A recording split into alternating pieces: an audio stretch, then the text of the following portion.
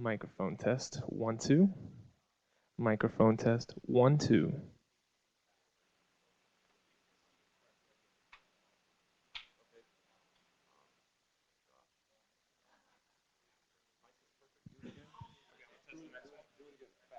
Mic check, 1, 2. Mic check, 1, 2.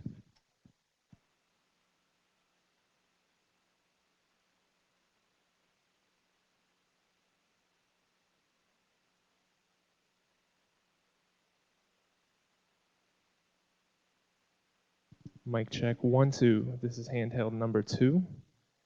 Mic check, 1, 2. I'm getting audio from this and they're saying it's fine.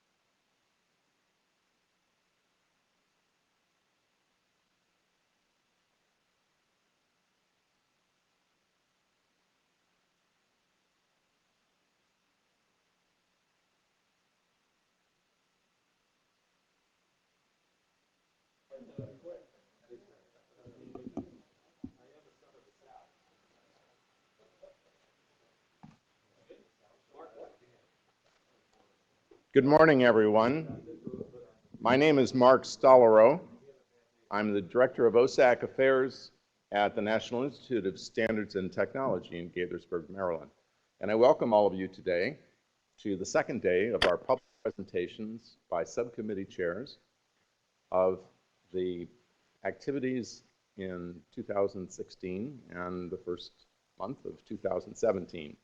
And this annual presentation is given today as a consequence of collaborating with the American Academy of Forensic Sciences, who handled the logistics for us and put us in the conference hotel, and to RTI, the Forensic Science Center of Excellence at NIJ. And we thank them for their contribution in collaborating with us in helping to present the webcast. So today's presentation will be webcast across the United States and on the internet, I guess, globally. And it will also be recorded, so the archives of the presentations, both the slides and the video, will be available when the archive goes live in another few weeks. So thank you, everyone. And I'd like to begin by introducing our first scientific area committee chair. It is for physics pattern interpretation, and the chair is Austin Hicklin. Austin?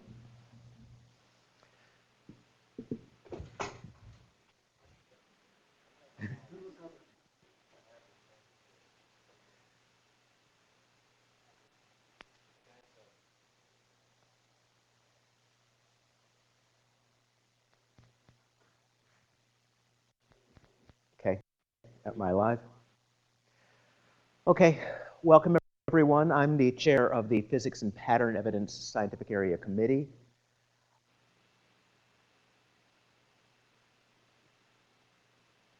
Sorry, there's a feedback.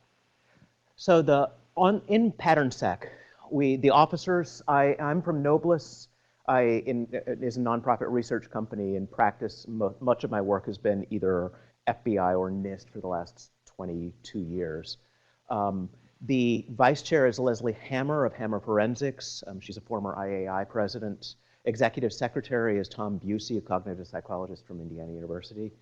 The subcommittee chairs, bloodstain pattern analysis, Toby Wolfson is the chair. Peter Valentin is going to be speaking in his place today. Firearms and tool marks is Andy Smith from San Francisco. Footwear and tire track is Matt Johnson from Orange County. Forensic document examination is Rigo Vargas from Mississippi. And Friction Ridge is Melissa Gish from FBI. And so the PatternSec is consists of these 5 groups. On members, we have a variety of members, academics, statisticians, and practitioners. We also have ex officio members so that we have liaisons with each of the resource committees, human factors, legal resource, and quality infrastructure. So the purpose is for us to provide direction and oversight for our subcommittees and to try to have more consistency than we had previously with the SWIGs, interface with the resource committees and take advantage of the knowledge and expertise they bring, communicate the activities, progress, and recommendations, review, facilitate public comment, and approve the standards and guidelines, and coordinate the resource priorities.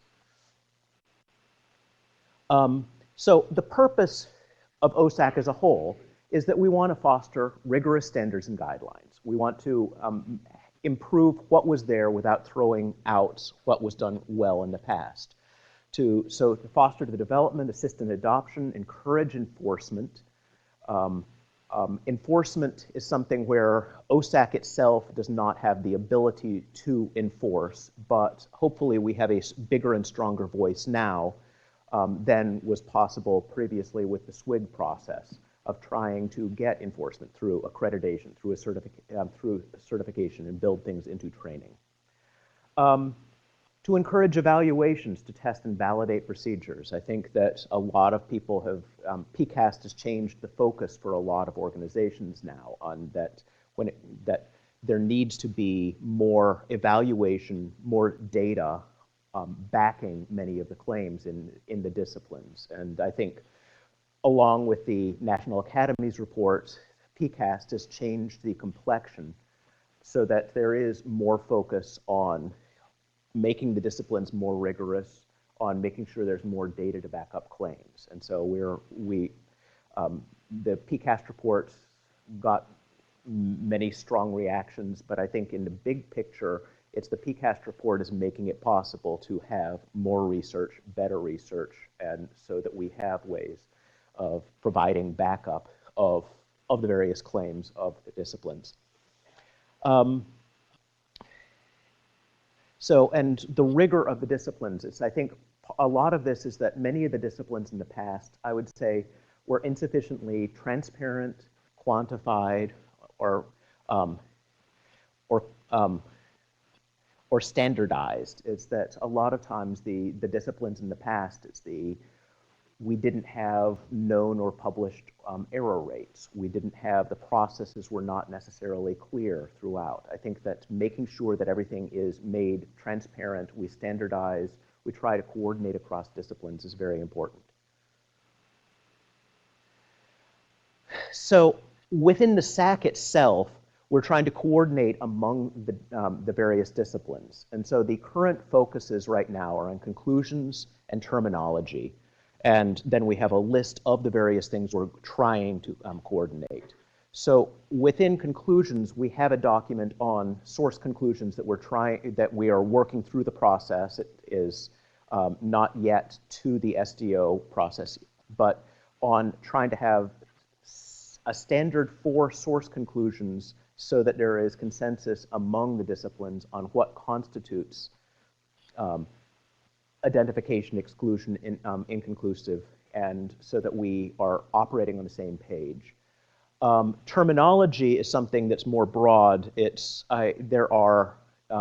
We have hundreds of terms across OSAC that are being defined. Luckily, many of these are individual discipline specific so that they don't intersect between the disciplines. But there are some loaded terms that we're working with, and at the moment, we've identified there are 29 heavily loaded terms that are across multiple disciplines that we're hammering out definitions for.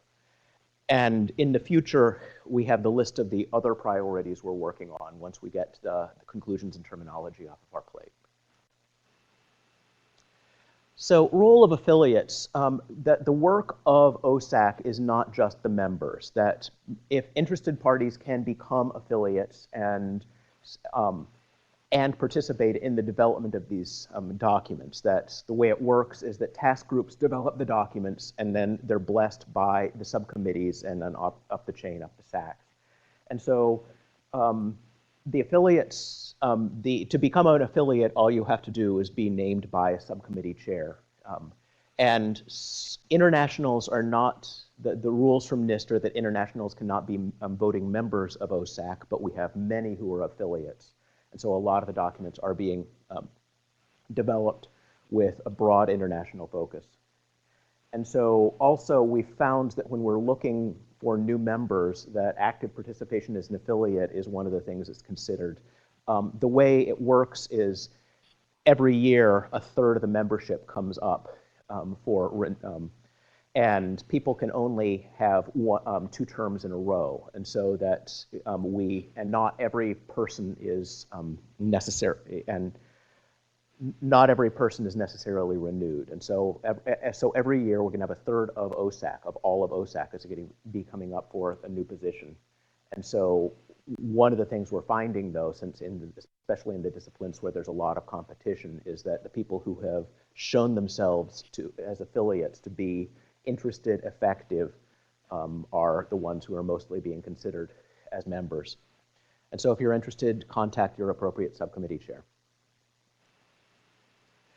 So on goals and standards, standards and guidelines have to be practical. They have to be rigorous and as rigorous as practical given the current capabilities. That I think there is a bit of a disconnect sometimes in dealing, especially with some of the more academic people. People want to define the ideals, and if we define documents that are beyond the ability of the disciplines to currently attain, there's a gap. There isn't a benefit in doing that. And so we're trying to be as rigorous as possible and recommend research to continually improve the disciplines. And so some of the things that really need to be done are terminology and conclusions in the past have not been consistent across disciplines. We're really trying to tighten this up. The procedures, many of the procedures are qualitative, but a lot of the procedures did not feel like they were many of the procedures are subjective and some of them almost have to be subjective. However, there are a lot of times where they can be tightened up. We want them to be as objective as they can be. We want them to be as quantitative as they can be. And then over time, I think with a lot of these, we want to come up with research so that we tighten them up over time. Documentation needs to be complete and transparent. And the conclusions, reporting, and testimony. We have to include all the data on which conclusions are based, distinguish the data, conclusions, and opinions, clearly state the limitations and caveats of conclusions, and clearly specify the bases of the opinions. So on the SWIGs, I was involved in SWIG-FAST, so the friction ridge SWIG for years, and I had some involvement also with the facial FISWIG. And we want to make sure that there was a lot of good work that was done in the SWIGs. We don't want to sacrifice any of the benefits and successes. There were concerns about them. There were concerns that they were old boy network. There were concerns that they weren't necessarily open to new perspectives. And so we want to take everything we can and build upon them.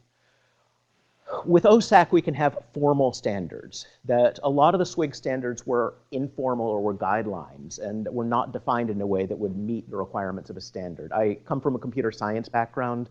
I want things to be very tightly and precisely defined so that things can be quantified, and clearly replicated. I think that we will be able within OSAC to tighten up what constitutes a standard. OSAC has a much better voice in making recommendations, much more powerful voice in making recommendations than the SWIGs. The SWIGs did not sometimes work together, but generally did not.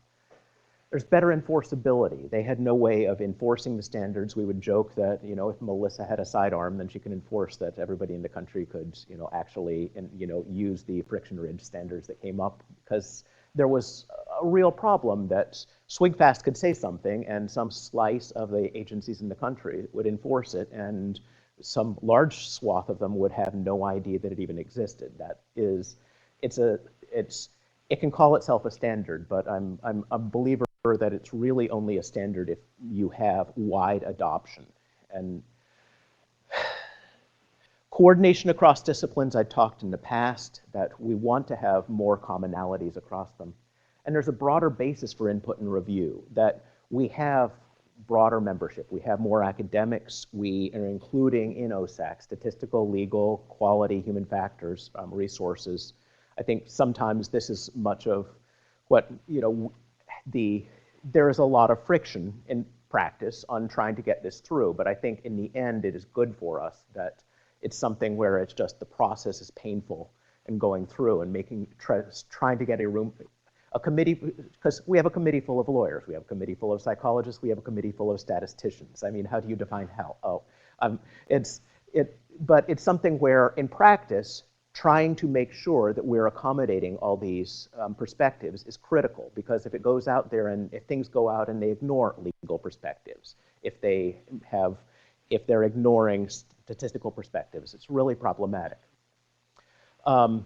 We have broader input from the task groups, so the affiliates, some of the groups have dozens and dozens and dozens of people outside of the individual groups that are providing input, not just the members. And the process between this says Canvas process, the SDO process and the SAC and FSB approval means that it's not just something where in the past the SWIG said it and it was done. Here, the process is more excruciating because we have much more oversight and review, but it does mean that more thought is put into it before it finally is blessed.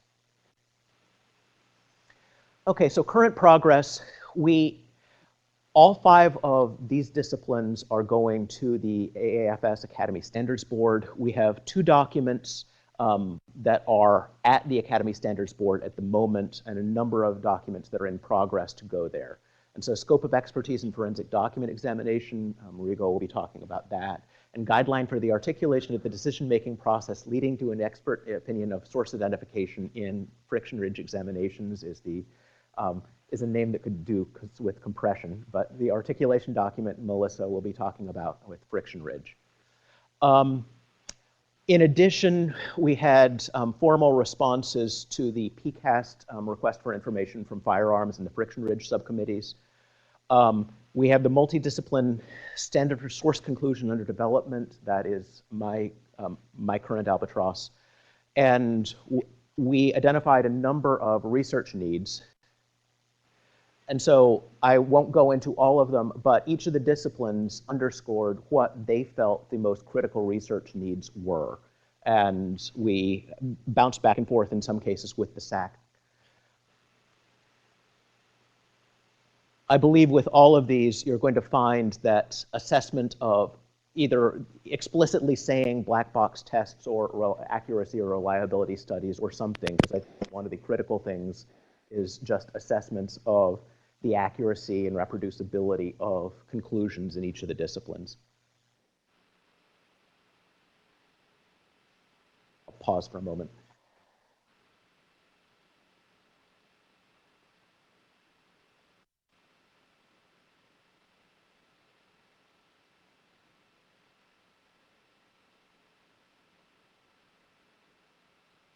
and the chairs of the subcommittees can talk more about what they see as their priorities. So that wraps up my portion of this, and we can go on. Peter Valentin is going to be speaking for blood pattern next, but I can take questions if anyone has questions now.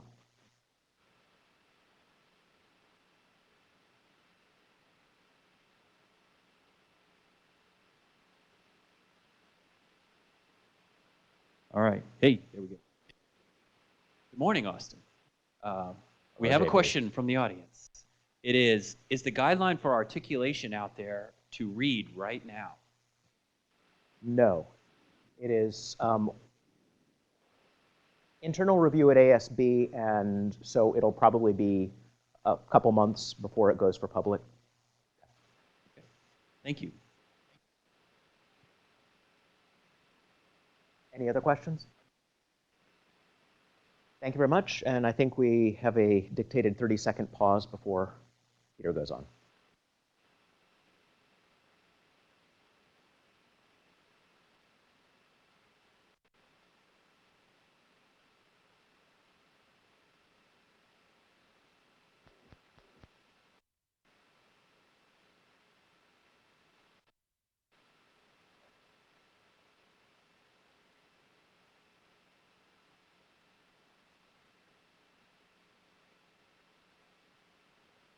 Okay, good morning, everybody. My name is Peter Valentin. A couple things. Let me correct this. I don't have my PhD yet, but I appreciate that NIST is advancing me my terminal degree. Yeah, exactly. I appreciate the opportunity to be here to present on behalf of Toby and the rest of the committee. We've been quite busy, and the last 3 years practically have flown by very, very fast. Another thing, I really would like one of those very cool OSAC member banners. I feel like I've somehow missed out. Yeah, excellent. Thank you very much. All right, now I'll continue. All right, you'll forgive me for sometimes looking back at this because there's obviously a lot of dense material in here that needs to be gone through. And then interestingly enough, this morning, I had this dream just before I woke up that I moved the lectern and it fell in a hole. So I hope that's not a harbinger of how things will go this morning. There's no hole here, so that we're off to a good start. Our committee is focused on the standards and guidelines related to bloodstain pattern identification and analysis. And I think we're in the correct SAC, but we have this interesting component to what we do that not only is it pattern identification, but there's also a reconstruction component to what we do. You know, how do we integrate those patterns into an understanding of the events that cause them. So we have some interesting challenges that we'll be dealing with much later on. The chair is Toby Wilson, the vice chair is Jeff Gervis, and our secretary is Holly Latham. And here are the rest of the committee members. And again, there I am with my PhD. Thank you, NIST. I'll just pause with that for a moment in case there's any... Now we actually have had a few members leave, so we have had some of that turnover. We've had some people stay on, and so that desired effect of having continual new membership is certainly true in our committee. I was not part of SWIG-STAIN, as you know, there was a SWIG for what we were doing, so that is both a benefit because we did have pre-existing documents that we could begin working with, but for a person like me who was not part of SWIG-STAIN, it has been quite a learning experience to see how much has gone into the work that the previous documents that SWIG has already put together. Now, thankfully, we also have a large number of affiliates, currently over 50 people representing a large swath of countries and jurisdictions and employment situations. And if anybody is interested in applying to be an affiliate, there's the application information. I'm sure you can just Google that and find it. We do have a lot of affiliates assisting us with some of the items that we're working on, which I'll get to in just a moment. We are using the ASB. Myself, Jeff, and a few others are actually on the ASB, so hopefully that eases the process a little bit. We can describe the genesis of some of the things that we've done in our committee. Now, priorities. And I thought about this morning. Everything, of course, is a high priority. And from the presentations I heard yesterday, everything else is a high priority. I would imagine it'll be a very long time before things are not high priorities, but that's okay, right? So terminology, and I would imagine this is, a sticky thicket for a lot of organizations, a lot of committees, is how do we use the same language to talk about the same things? So a high priority, obviously. Thankfully, there was Swig-Stain documentation about this already, so we had a place to start from. And so what are we doing?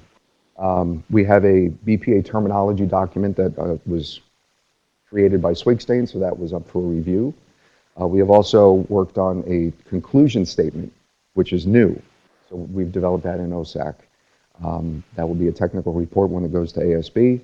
Conclusion statements, that's there twice, and a BPA taxonomy system, which we started working on in Phoenix, and that is quite an arduous process. And again, to the ASB is a technical document. So the BPA terminology document was reformatted for submission, and it's up for review. It has not gone to ASB yet. We have developed conclusion statements for BPA identifications, right? What is a pattern, or what is this? These statements have been uploaded to CAVI for review, so that's still internal, and we'll be discussing that more.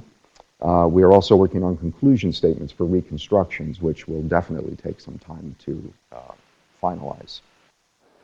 And again, the taxonomy information is also quite important, right? How are we developing, or what observations are we making to draw conclusions about what a pattern is? Reports and validation, of course, this is also a high priority. Now, again, we also have a pre-existing Swig-Stain document for this, so we had a place to begin. The guidelines for report writing is a document that will be a best practices. It's written in such a way that it is suggested. How would we do this? The guidelines for validation of new procedures is going to be a standard. Right? We want to make sure that if people are developing new procedures, they do so in a scientifically sound manner. So we have all the reproducibility and transparency needed to have that withstand. All right, the update for that, the report writing document is reformatted for submission to the ASB, and it's currently at the SAC for review and comment. We have also completed the review and update of the validation document. That is up on CAVI for us internally, and it will be discussed by the entire committee at a future meeting.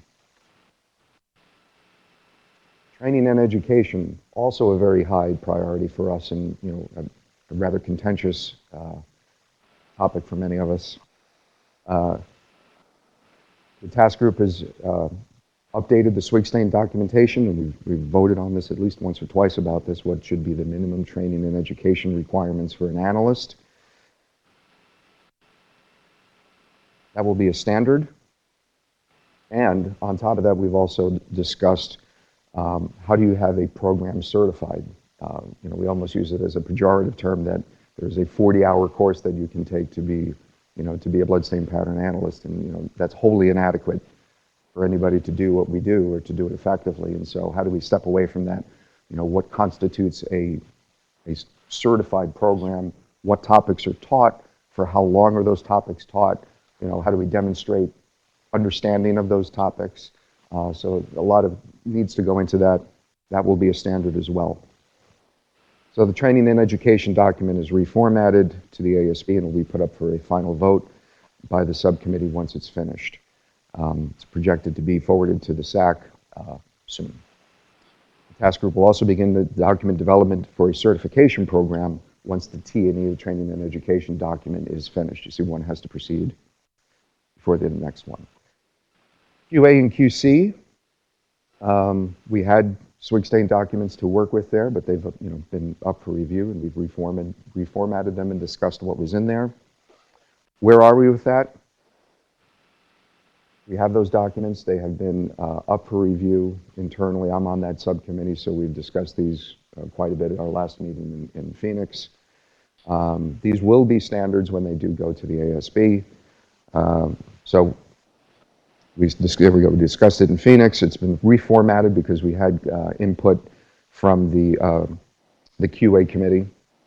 And once it's reformatted, it'll go up for review to the SAC. We've also completed the review and update of the standard operating procedures and the proficiency test documents. Those are up on Kavi for us internally, and we will discuss them most likely when we meet again in Leesburg, if we can ever find our room from the hotel. If you're in Leesburg, you know why that's interesting. I'm actually looking forward to seeing how much I remember when we go back. Research needs, also a very high priority for us. What areas in our discipline need further study.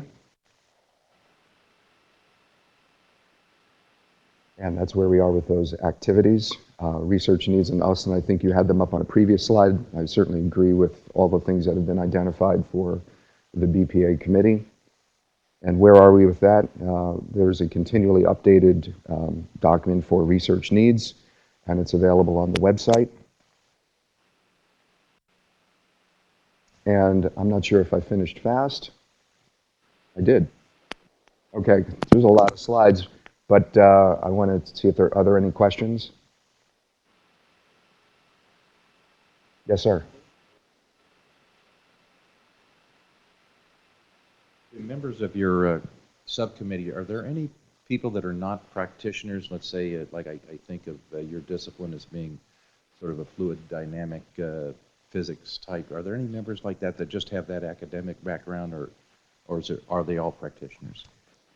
It's a good question. I'd like to say that most of us have a practitioner background. Whether or not we're doing casework at this very moment, I don't know.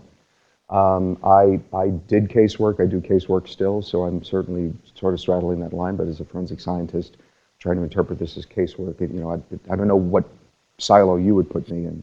Well, I'm thinking that maybe your discipline, in addition to the practitioners who are obviously invaluable to work this out, but maybe somebody that would be just a person that was an expert in fluid dynamics, not have anything necessarily to do with that. There is an international member who comes to meetings who is very involved in the physics of bloodstain formation, and so we have that input as well. And so she's done a lot of research in that area. So I think if what you're trying to, are we developing the scientific background so that we can speak about what we're doing? Yeah, put some eyes on that. Yes. All right, very good. Thank you.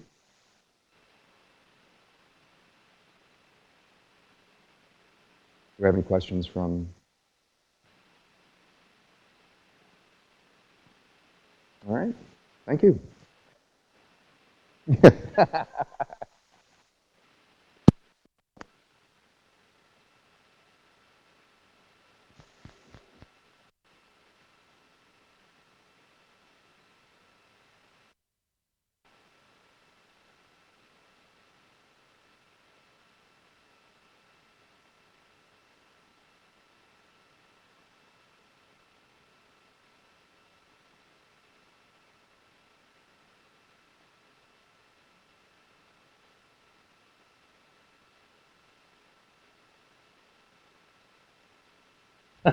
In the hole.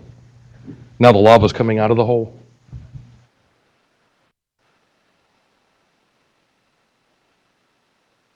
All right, well, good morning. My name is Andy Smith. I'm the supervisor for the Firearm Tool Mark Unit in San Francisco, and I'm also the chair of the Firearm Subcommittee within OSAC. The committee is made up of myself and then Todd Weller and Wendy Gibson as the executive committee. I will say Todd Weller is no longer at Oakland. He's now in private practice, so oversight on my part for not updating that prior to sending the slides. This is our committee to complete the 20 members total.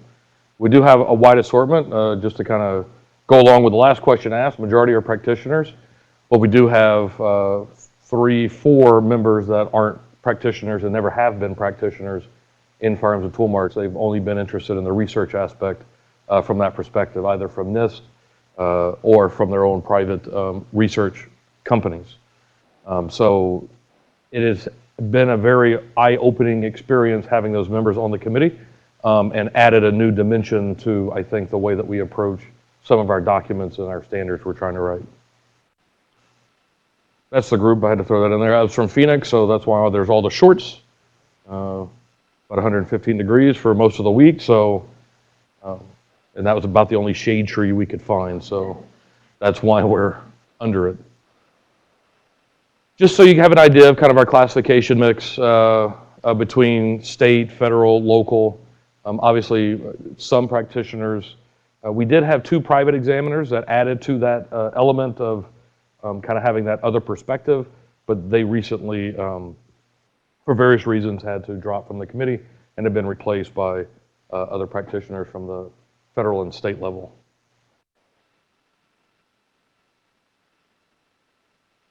So obviously, our main goal is to write standards, best practice for firearm-related evidence. Firearms and tool marks encompasses, for a firearms examiner, we encompass quite a few different areas: distance determination, serial number restoration, tool mark examination, and firearms examination. So most traditional firearm and tool mark examiners cover all of those different areas. We decided early on that given the scope and nature of sort of what we were going to be doing, that our initial documents would only be related to firearms identification, because that's the bulk of what we do on a day-to-day basis. Once some of that starts rolling through and we're able to move on to other things, then we'll look at distance determination, we'll look at serial number restoration, those sort of side aspects to the work that we do. So most of what you're going to see is related directly to more the firearms identification side and not the other sort of sub-disciplines within our field. So these are not really in any order, but the first topic or priority that we developed was a technology development, validation, implementation. One of the things that we noticed as this committee started forming is the role of computer technology in aiding firearms identification, whether it be from a conclusionary standpoint of finding IDs statistically, or from the aiding the examiner in the process. If people work in crime labs, you're familiar with NIBIN, which is obviously a 3D type technology, but this is technology that is beyond the scope of just a NIBIN type instrumentation. So this was sort of, in my opinion, cutting edge of our committee in starting to develop actual standards on how do you bring in technology, how do you bring in 3D technology, how do you validate it, what are the processes you go through. They've actually written their 3 documents. This is the information they use as sort of a backbone. You can see they have 3 documents that have been drafted, one on topographical analysis, one on the implementation of 3D technologies, and one on 3D measurement hardware and quality control. Those have been drafted. The comments from the resource committees have actually made their way back. They're in the middle of trying to address those comments as well as reformat each of the documents into the ASB formatting. We are now, any new documents we write, we're going to write them to the ASB document formatting, which is actually quite different than what we were writing them as. But now that we sort of have a template, we can move that way. Unfortunately, a lot of the documents we currently have written, we're having to reformat, which takes quite a bit of a process to get it into the ASB format. So these have moved along pretty well. The comments from the resource committees were useful. And like I said, they're trying to adjudicate those now and how best to implement those comments. The Firearm Tool Mark Standards is probably one of the larger committees just because this is really the bulk of what it is we do as Firearm Tool Mark examiners. This is the committee that will put together standards on how do you examine a firearm, how do you examine ammunition, how do you do trigger pull analysis. So there's quite a few documents that will be incorporated within this one committee. And of course, starting out with firearms examinations first and then moving into the other types of examinations. We're also, this is probably the one committee that has tried to bridge or use as backbone templates for the documents as the SWIG gun documents. So more of the SWIG gun documents will be kind of rolled in or developed out of this particular committee. So these are the documents they've completed so far. I know I only have draft complete on the top document. They actually have drafts of the other documents. So one thing we're trying to figure out, and we haven't really been able to figure out yet, is when documents interrelate, do all the documents have to be at a completed stage when sending them to the ASB for consideration? Because that obviously is going to slow our process down if we have to have 7 documents ready to go completely because they all sort of tie off of each other or branch off from each other, versus if we can just send the one document we have ready, and then when the next document's ready, we can send that. So that's sort of where we're at with some of these documents. We would have more ready to move forward, but we're sort of in that abyss right now of trying to figure out the best way to move forward with that sort of cross connection of documents. But you can see that they've, the standard guideline of best practice for safe handling of firearms was the first one that we decided to go to. That's the most universal document I think any firearms examiner needs to have, is how to handle a gun safely. That keeps us alive on a daily basis. The standard test method for the physical examination and classification of firearms, standard test method for function operability, standard for measuring trigger pull, and standard for measuring barrel and overall length. We'll get back to that because that relates to uncertainty document, which has just been completed. So, and then lists will continue. We will continue through that. We'll go over serial number restoration, distance determination, all of those will eventually be covered. Going from the barrel length document that they're working on, it kind of brings us into our uncertainty of measurement committee, which is chaired by Dr. Vorberger out of NIST, who's been quite impressive in handling sort of the scope of what this committee really was intended for. My idea behind this committee was to really produce a document that was scientifically sound, but also user-friendly to an examiner who needed to perform a barrel or overall length measurement and have to perform uncertainty of measurement, which became a requirement of ASCAD Lab and ISO for a critical measurement. Currently in firearms identification, our only really defined critical measurement is barrel and overall length because of legal requirements. I have a feeling, though, in the coming years, more measurements will become required uncertainty measurements, such as caliber and bullet weight and things like that, if you're using a scale, a balance, calipers. We haven't gotten there yet, but we've got a good template on how to develop those from this committee. They have developed they've drafted, and it's actually been sent out to committee or resource committees. They've adjudicated those comments, and we just, I guess yesterday or maybe sometime over the weekend, have posted us to vote on the newest standard with all the adjudicated comments, which will then be sent to the ASB, assuming that we are okay with, and we have no further comments. So it's going to be uncertainty of measurement, an actual procedure on how to perform uncertainty of measurement, and they're providing 2 spreadsheets that the analysts would be able to use to input their numbers, their information, and calculate things for them. So an explanation of what those calculations are, but this was a great tool, and kind of why I wanted this developed is, you know, so that examiner would have at least a template of how to do this. And now we're giving them the actual information as well as forms that they can fill in and develop on their own. So this has been a large work, and it should be moving through pretty quickly now to, well, I guess I have to go to the SAC once we vote on it, and then if they approve, then to the ASB. So that should be coming shortly, which will be good. The next work of this committee is probably something I hadn't thought about really. He's been asking for it ever since he got on the committee, Dr. Vorberger. And we're going to probably move up for their next task to be looking at the uncertainty of the examiner themselves and the examination process. That sort of just ends up being an area of interest and study of Dr. Vorberger. And I think it couldn't be more applicable in our current atmosphere in looking at if we can define and if we can establish what the actual uncertainty is in the measurement process, in the conclusion process. So that's going to be their next line of work, which I think will be pretty extensive. It'll take them a while to work through, but I think in the end, if we can actually define that, it's going to be a good benefit to the discipline as a whole.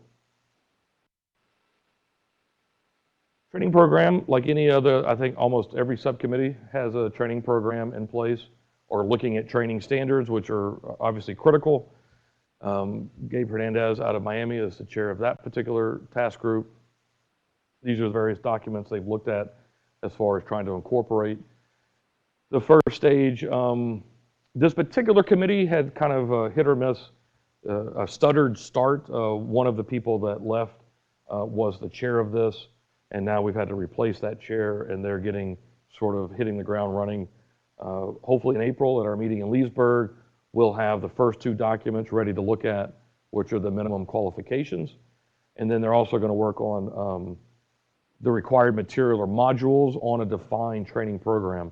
Not specifically what the requirements are or what exercises a person has to perform, but a more broad spectrum of these are things that need to be covered.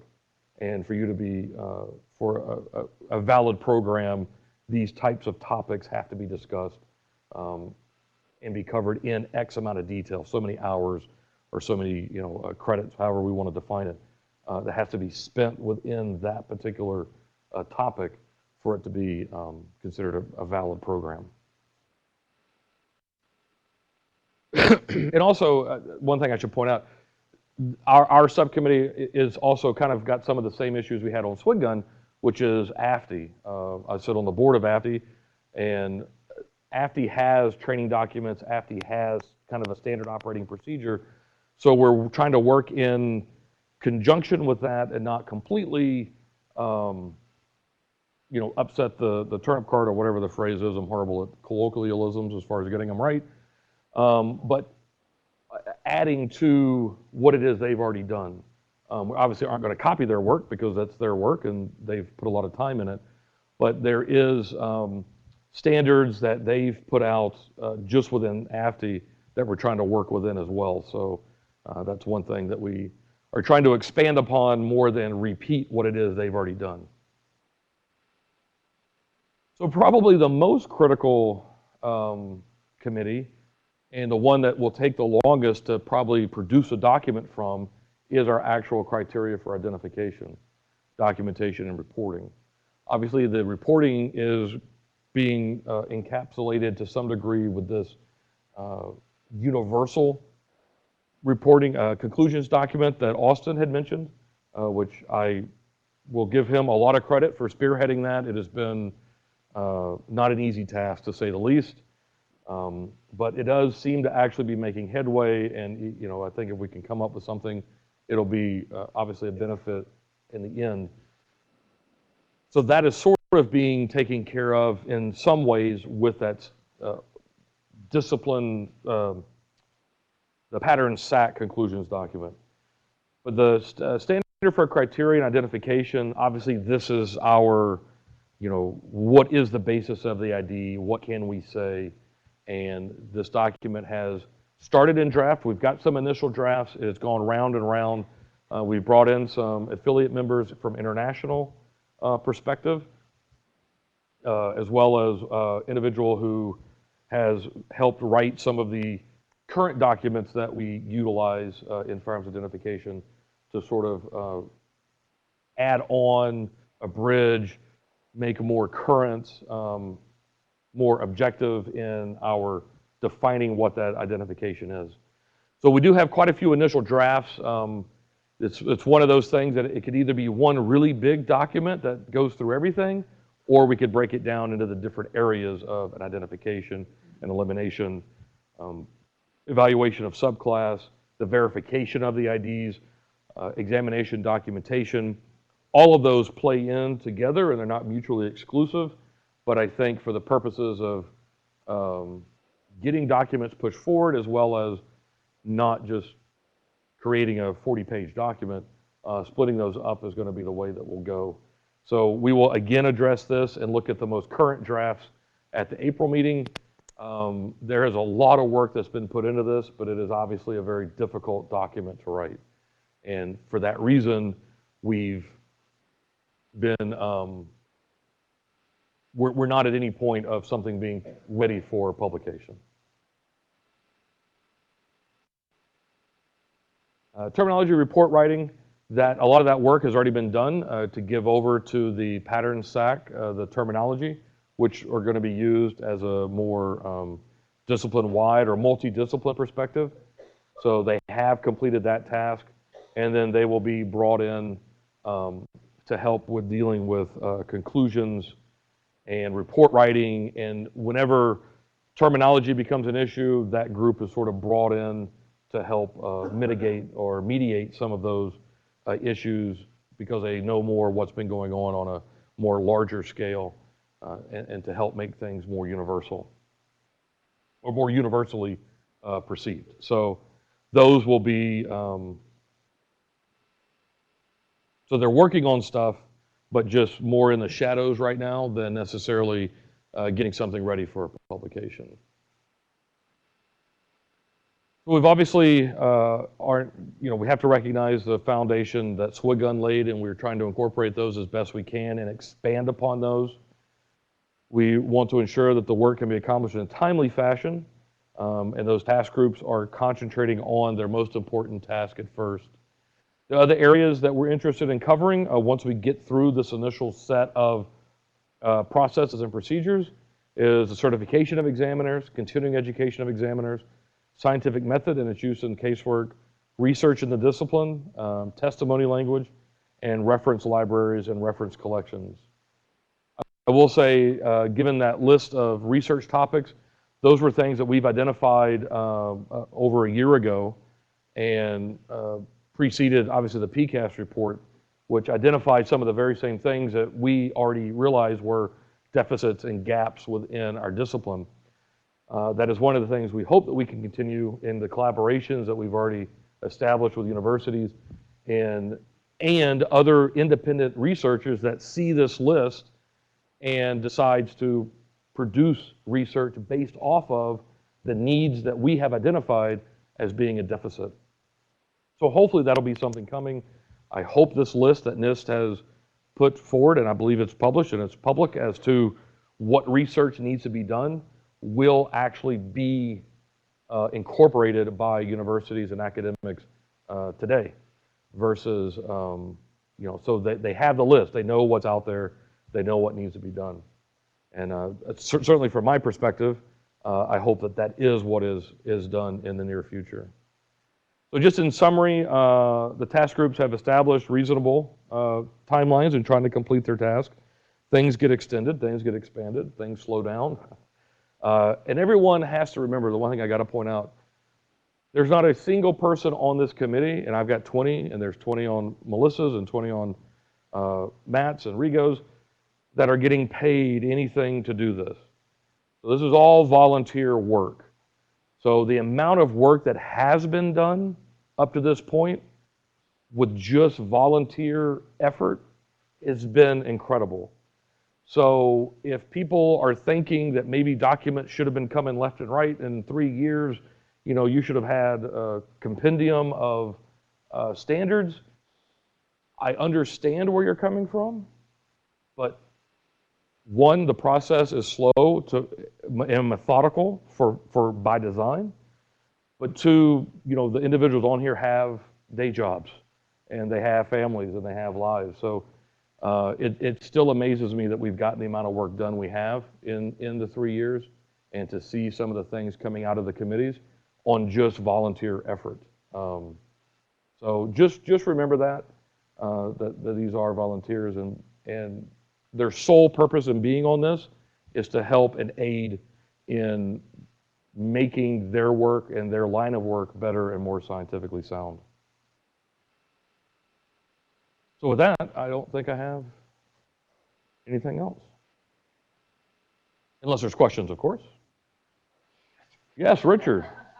What can I help you with? It just took me a little while to get warmed up, guys. Great. Do you wait till, okay. All right. I got a list of questions for you, Andy. Sure. I'll start with a softball first. All right. As you're aware, all of the subcommittees have the ability to post baseline documents on their websites. Has your subcommittee done that yet? Yes. Can you explain to the people listening online and those in the audience what exactly that means? So the baseline documents that have been posted were all the SWIG gun documents that were generated, because until we actually produce documents that supersede those. Those are still currently what we say is best practice, or what we think is best practice with the discipline. Also on that is the responses we provided for the PCAS, the RFI, which at this point we're considering a baseline document because there was 2 different responses that we provided that really did lay out sort of the foundation of firearms and tool marks. Excellent. Go ahead, Austin.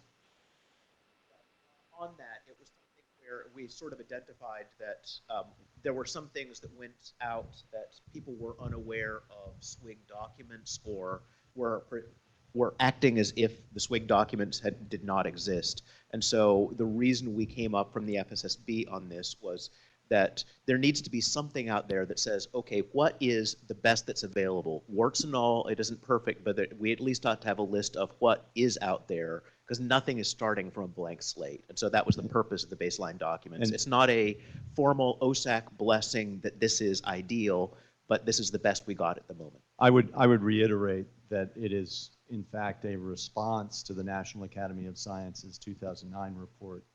One of the criticisms being that information about the various forensic science disciplines was scattered and was not in a single location. And so OSAC, with the help of NIST, has taken the step of consolidating all of that information to one location. So if you're measuring a scorecard against the National Academy of Sciences report, I think we can check on that criticism. Maybe not completely addressed, but we've made progress on that. So all of the members of the subcommittees should be congratulated for doing that. Next, I want to dig into a little bit more on the individual, the uncertainty work. To my knowledge, I am not related to Dr. Vorberger. My name is Vorderbrugge. They are pronounced differently. They are spelled differently. So I do not know. I'm sure that at some place back there our genetics will overlap, but and I'm sure I've met him, but and I know I'm going to meet him now because of this. The issue of uncertainty is that. Do you know, Andy, if the uncertainty of measurement is restricted solely to your discipline, or whether this isn't something that can be applied more broadly across various disciplines? Well, I think uncertainty of measurement applies, especially dealing with chemistry and toxicology. Joanne can probably speak more on that than I can. But yes, uncertainty of measurement is something that's just, I mean, it's just a scientific thing that has to be incorporated when you're making a measurement. This is something new to us within the last 5 years or so that this has really been incorporated, mainly whenever the ISO standards took over that required critical measurements to be for uncertainty to apply. And for us firearms examiners, that's a word and a phrase that we hadn't heard very much probably since we had college chemistry. But as far as the everyday practice, so yes, it is. Well, uncertainty of measurement's uncertainty of measurement, right? I mean, it's the same process. We're applying it to this one particular aspect versus a measurement of volume or something like that. So one of the things that we're trying to do in the OSAC is to standardize and simplify the process and make things as similar across as many disciplines as possible. And so I encourage the distribution of this document. We need, the FSSB or the SACs need to take the action to identify who else could be affected by this, and let's get involved on the ground floor on seeing where this might apply to other disciplines. On a similar track, regarding the issue of the degree of match, basically the 3D measurement, this is another area that applies to multiple disciplines: face, finger, photographic comparison. One of the techniques that is used to determine whether a particular digital image came from a digital camera basically uses a correlation, a degree of match measure. And that generalized approach is something that I'm sure NIST can help us with and try to address that more broadly for a variety of OSAC disciplines. So I'll put that plea out there and a bug in the ear of my fellow FSSD members, and so you're getting off easy on this, Andy. Farm it but out to the- Austin. But there's the question of how similar are these two things that we are looking at? Can you put a metric on that? And then comes the question of what is the significance of that degree of similarity? And that, so as a fundamental issue in forensic science, that's what we do. We compare, are these the same, or are they different in many of our disciplines? And then we have to interpret what that similarity means. So if we can get some standardization across multiple disciplines about the metrics that you apply to the similarity, then that's going to be a big win for everybody. Sorry, my soapbox is pretty firm. There's no hole next to me, I don't think. So now I'm done. Well, thank you for the questions and comments. Just a brief question.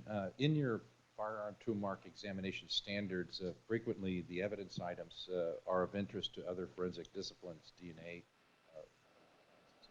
Do your standards cover that coordinated need for investigation? In other words, who gets it first? What? Yeah, that's something that has come up before, especially now with the crime scene section, is coordinating some of that. I mean, one of the other examples was evidence collection of casings at a scene. I mean, should that be us that write a standard on how best to collect those to, save trace evidence? Or is that the crime scene people that would write that on how best to collect it? So I think this sort of falls suit with coordination within the crime scene committee of who would be the one to sort of address that. Well, collecting is one thing, but then you Right. get the examination, the forensic investigation. The DNA people are interested in your same item. The latent print people are, or the friction-rich people. And first, We could certainly add something very simple of, before we get it, everybody else should have their I mean, in essence, that's what firearms evidence is, right? Before we touch it, everybody else should look at it, right? Okay. So, and we could do something very simple to sort of, as a preamble to one of our examination standards, is just a reminder of, prior to this performance, it should be checked that fingerprints and DNA has been covered prior to us looking at it. Okay, but good point. Just one comment on the sequence. I would caution to make it not to make it too specific, because as new techniques are coming up and being advanced through the field, we may need to come back and address that, because sequence of processing could be a real issue. Also, DNA wants to swab everything, so DNA last. Well, and in a lot of places, I'll say it's just become standard that guns are swabbed, casings are swabbed, whether they go to fingerprints or not. It just becomes lab specific as to who does it. But most places, it's just standard now, is you just swab it. yeah, what prompts my question is in the investigative process, a lot of times they want to get a quick and dirty firearms question answered, so they give the projectile and say, well, tell me what the caliber is. So and that may be early on in the investigation, even before you get to your other issues, and that where you get other issues that you may affect. So Yeah, no, it definitely is a good point. Somewhere it needs to be stated as to what the general order is in processing the evidence. We do have an online question. Okay. Before we get to that, for the 76 people that are watching the play-by-play at home, I'd like to do a quick recap. Richard Vorderbrugge asked the first series of 5 questions. And then Judge Chris Plord asked a question. He's the Legal Resource Committee Chair. Joanne Biscaglia from the Forensic Science Standards Board then weighed in. That was the lady's voice you heard. And then Judge Plord closed up with another question. Now we're to our online question. We have the question that was submitted. I just moved off my screen. Okay, the question was for Mr. Smith. Do you think statistical interpretation of evidence, firearms tool marks, is the solution for the NAS report about firearms? Is it likelihood ratios? Is likelihood ratios a solution? Must we be like DNA? Wow. All right, talk about a question. The simple answer is this. At some point before I retire, which is in about 20 years, seems like it should be less than that, but it's not. There will be something in my laboratory that is providing me with objective measurements. Whether that be not necessarily replacing me, but whether it be giving me the identifications or assisting me in verifying those identifications before I retire, that instrumentation is going to be in every laboratory, would be my prediction. So is likelihood ratio, statistics, that all gets kind of wrapped into technology and the 3D technology. Those numbers, those statistically driven ratios are part of that technology. So I think that is the direction we're going versus a pure statistical likelihood ratio calculation that we perform. Those are done, in laboratories, not in the United States, but outside the United States, they use those systems. I do not see us moving that direction. I see us moving much more toward technology, which is why one of the first things I wanted to set up and establish as part of this committee was that technology committee to start thinking about what those standards need to be, because that is the direction we're going. I never thought I would say that, but there it is. The commenter, the questioner says thank you. That's all we have. Okay. Thank you.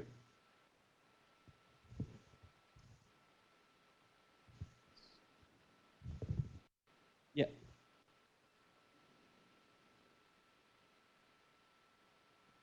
Yeah, sure.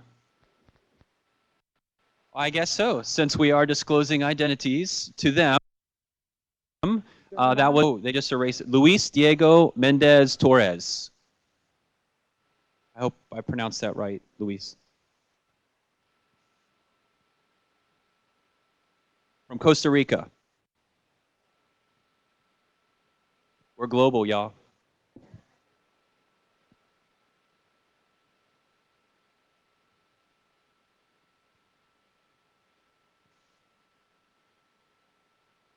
Doing my pause.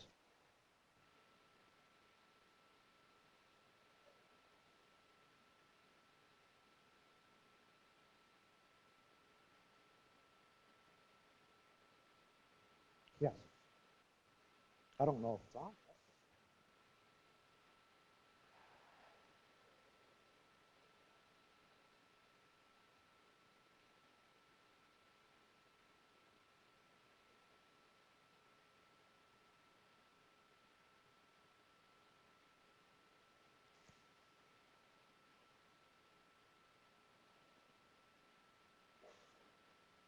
Okay.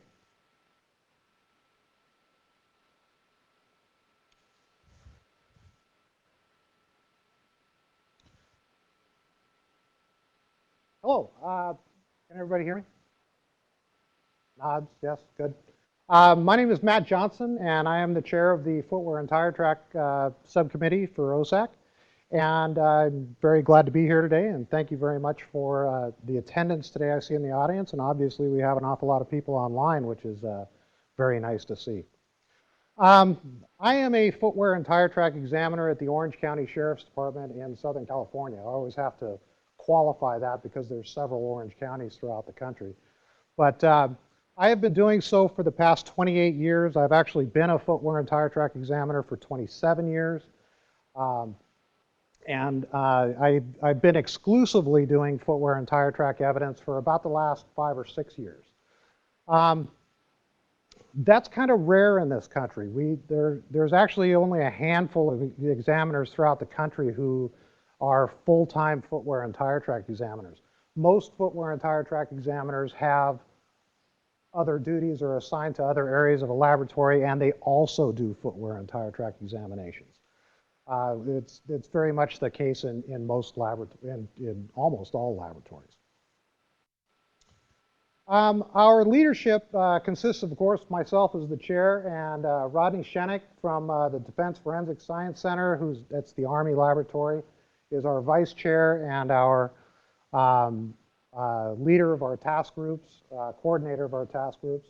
And our executive secretary is Stephen Green out of the U.S. Customs and Border Protection. Also, not listed on here, but I consider an integral part of our leadership team is Brian McVicker from the FBI. He's our COBI liaison and very so important to the leadership of our subcommittee that it very much merits recognition. This is our subcommittee as it stands right now. I always like to say that we're a very, very diverse group, and not only in experience and background knowledge, but also in diversity of location throughout the country. We have examiners from Alaska and Hawaii, and we have examiners from the East Coast, West Coast, the North and the South,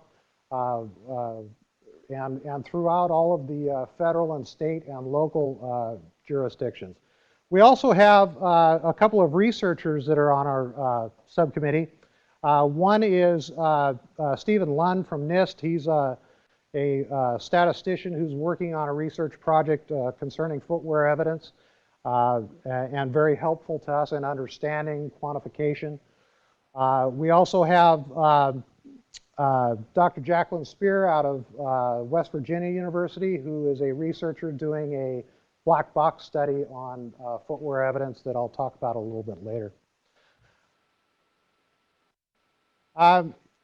Just a little bit more on the subcommittee members. I know that we're gonna have a little bit of turnover in the coming year for terms, and I encourage anyone here or listening online who would like to be a member of the Footwear and Tire Track Subcommittee, please get your applications in, so that we can consider you when it comes time for putting members forward to be voted on by the SAC.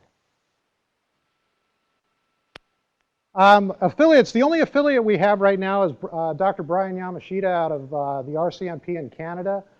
He's a researcher who has done a lot of research in footwear and tire track evidence and also barefoot evidence. He's always been, he was a member of Swig Tread with us back in the day, and has always been a great voice for quantification and giving us an understanding of some of the areas in science that perhaps most of us practitioners didn't have a strong background in. Our discipline is actually very simply defined as the detection, documentation, recovery, examination, and comparison of footwear and tire track evidence. Very short and succinct, very simple.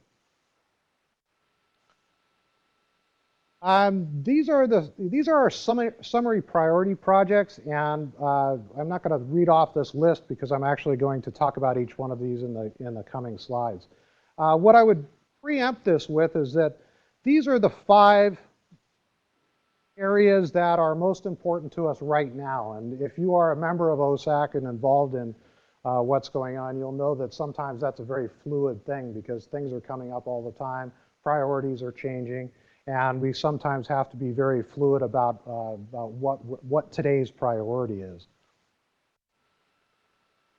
The first thing I'd like to talk about is our guideline for preparation of test impressions from footwear and tires. This is actually the first document that we're going to be putting forward to the ASB for publication. It is currently at the SAC and Resource Committee out for comments. So it's out for a 30-day comment. I believe the deadline for comments is coming up in about 3 weeks, and after that it'll come back to the task group and the subcommittee for adjudication of the comments, and then another vote at the subcommittee level, and then back to the SAC for approval to send to the ASB. The document is pretty straightforward. It's test preparations of shoes and tires for comparisons. It's a best practices guide really for examiners. It's written for examiners. The language in it is for examiners who are actually practicing or perhaps in a training program where they have a background knowledge of it. So it's not a guide that a lay person is going to get a lot out of. Some of the early comments that we're getting back on that is along those lines.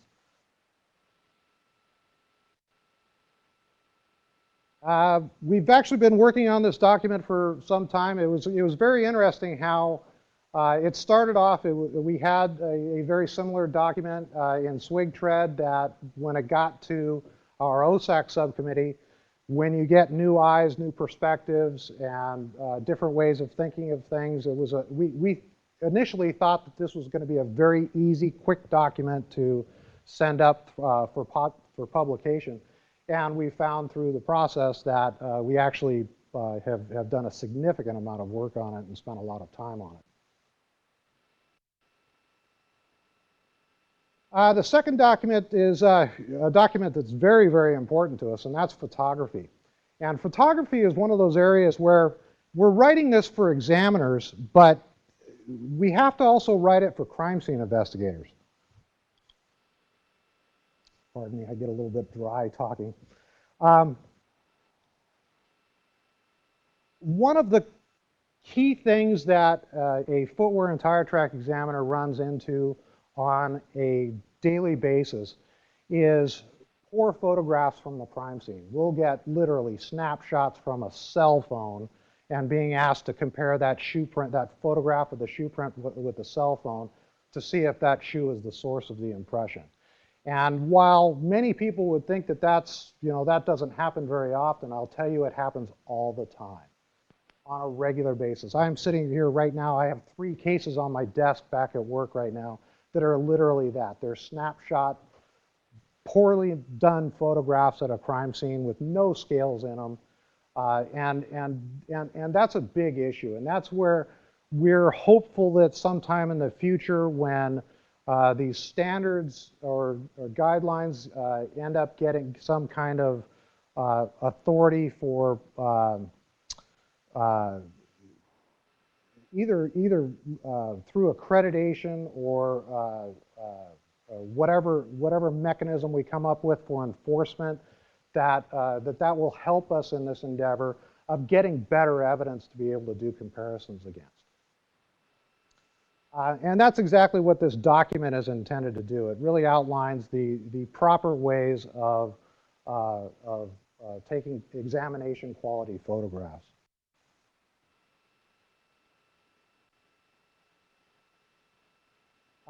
We're actually at the final stage at the subcommittee level. We're at the at the subcommittee level. In our meeting in Phoenix, we surprisingly identified several things in this document that most of us felt needed more work, even though we'd already put a significant amount of work into it. So we're hoping to have an actual final document ready to go out for comment probably in the next couple of months, but it may not happen until after our meeting in April. Our third priority is terminology, and of course, you've heard the other speakers before talking about how important terminology is to what we do.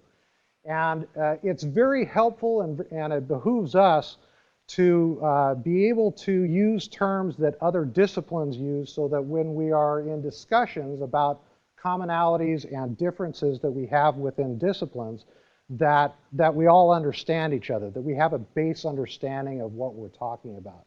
And the more commonality that we can find in terminology, I think the more that helps us.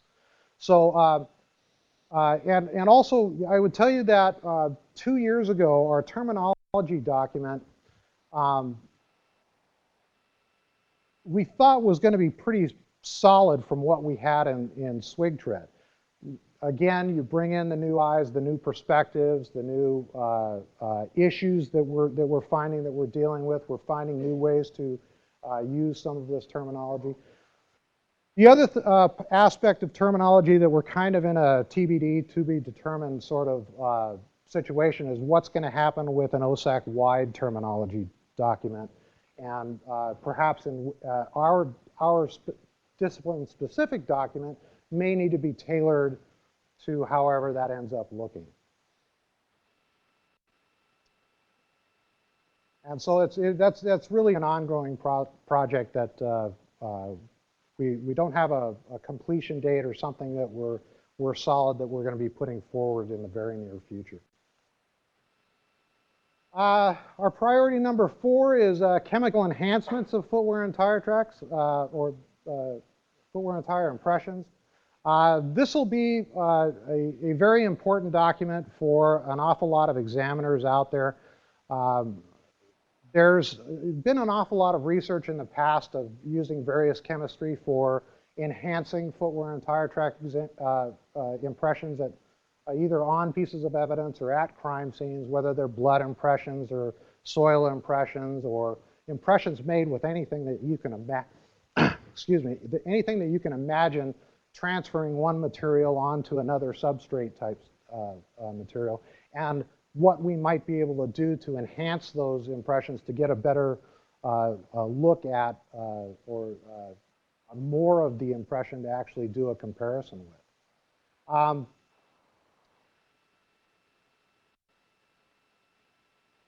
This is actually in the draft phase right now. We have lists of research materials and all kinds of various techniques that we're assembling right now.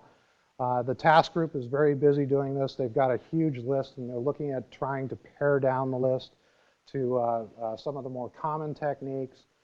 And when we're not sure how detailed we're really going to get, like one of the things we're talking about in this document is whether or not we're going to put into the document the chemistry formulations on the various chemical techniques.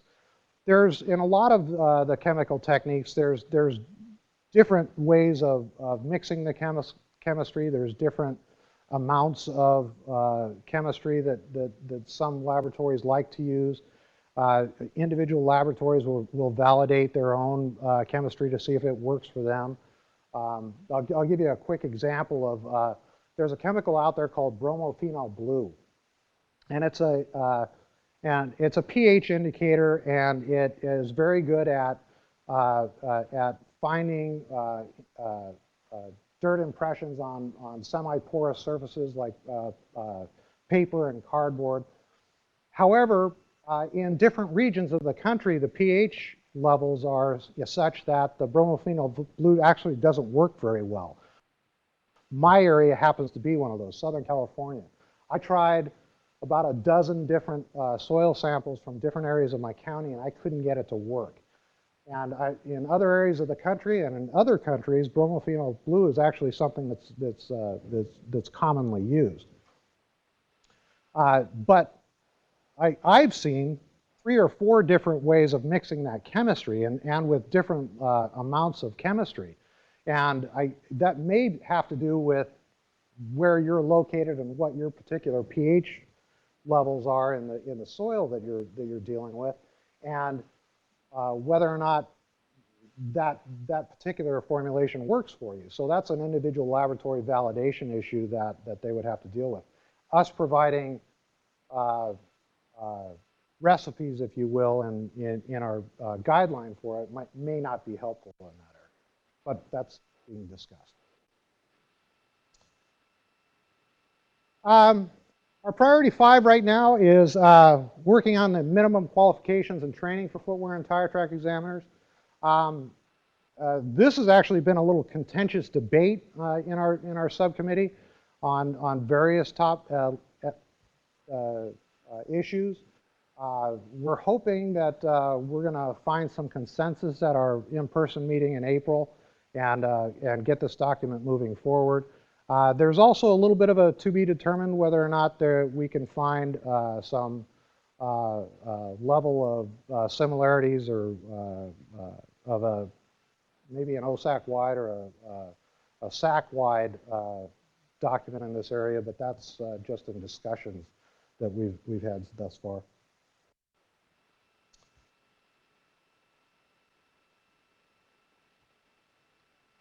I actually don't think I need to go through each one of these because I just did. Let's talk a little bit about our research and development needs that we've identified. Examiner reliability studies, black box, white box studies on footwear and tire track examiners. This is actually something that we've been talking about and asking for that I know of longer than 10 or 12 years that we actually post. It was 10 or 12 years ago when we posted something on the SwigTread website about needing these kinds of things, and I'm going to talk a little bit more about things that are happening right now in a slide coming up in this area. Also, the need for a national footwear database and reference collection. That's another thing that we've been asking for more than a decade. Population frequency of class characteristics. There's some research on that going on right now. Testing and validation of 3D imaging technologies for footwear and tire track evidence.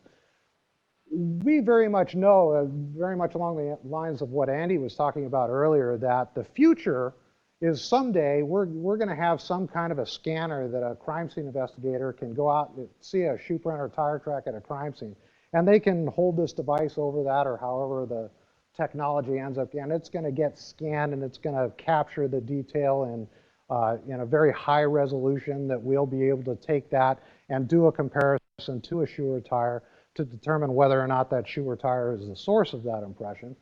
But that technology, while there's a lot of talk about it, there's been some things published about it, the technology isn't there yet, and we don't really know what it's going to be that moves it into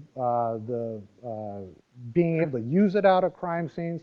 There have been some agencies who have tried a couple of devices that are out there, and there's been some, like I said, quite a bit of research done in it. There's some scanners out there that seem to kind of work.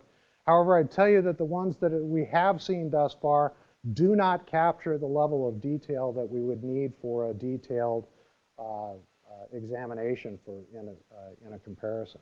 So we expect that technology to come along, but it's not quite there yet. Probability studies of randomly acquired characteristics. Some of that has been done. Some of that is being done right now. And this is where I'm going to actually come back to a little bit of those research things. In the additional items of interest, the PCAST report. Now, this is kind of the big shoe in the room, if you will.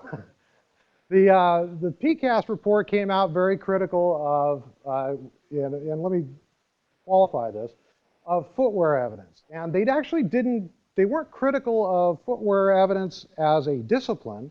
They were critical of footwear identifications. And that's a very key point that anybody who's read the report and anybody who's involved needs to know. They only criticized footwear identifications. And you have to realize that as a footwear examiner, we don't see identifications very often. It's actually pretty rare. It's rare because you need to, in order to have an identification, you have to have a question impression from a crime scene at a level of clarity that you can see minute detail in it. Now that means that the crime scene investigator took really good examination quality photographs and did it right. They also, if it's a three-dimensional impression, they cast the impression using dental stone, and they did it right, and the cast happened to turn out. You'd be amazed how often crime scene investigators, they don't do it very often, and they try and pour a cast, and it just doesn't come out. It's just a blob. But if you're very good at casting is actually a very simple thing to do and a very easy way of collecting it.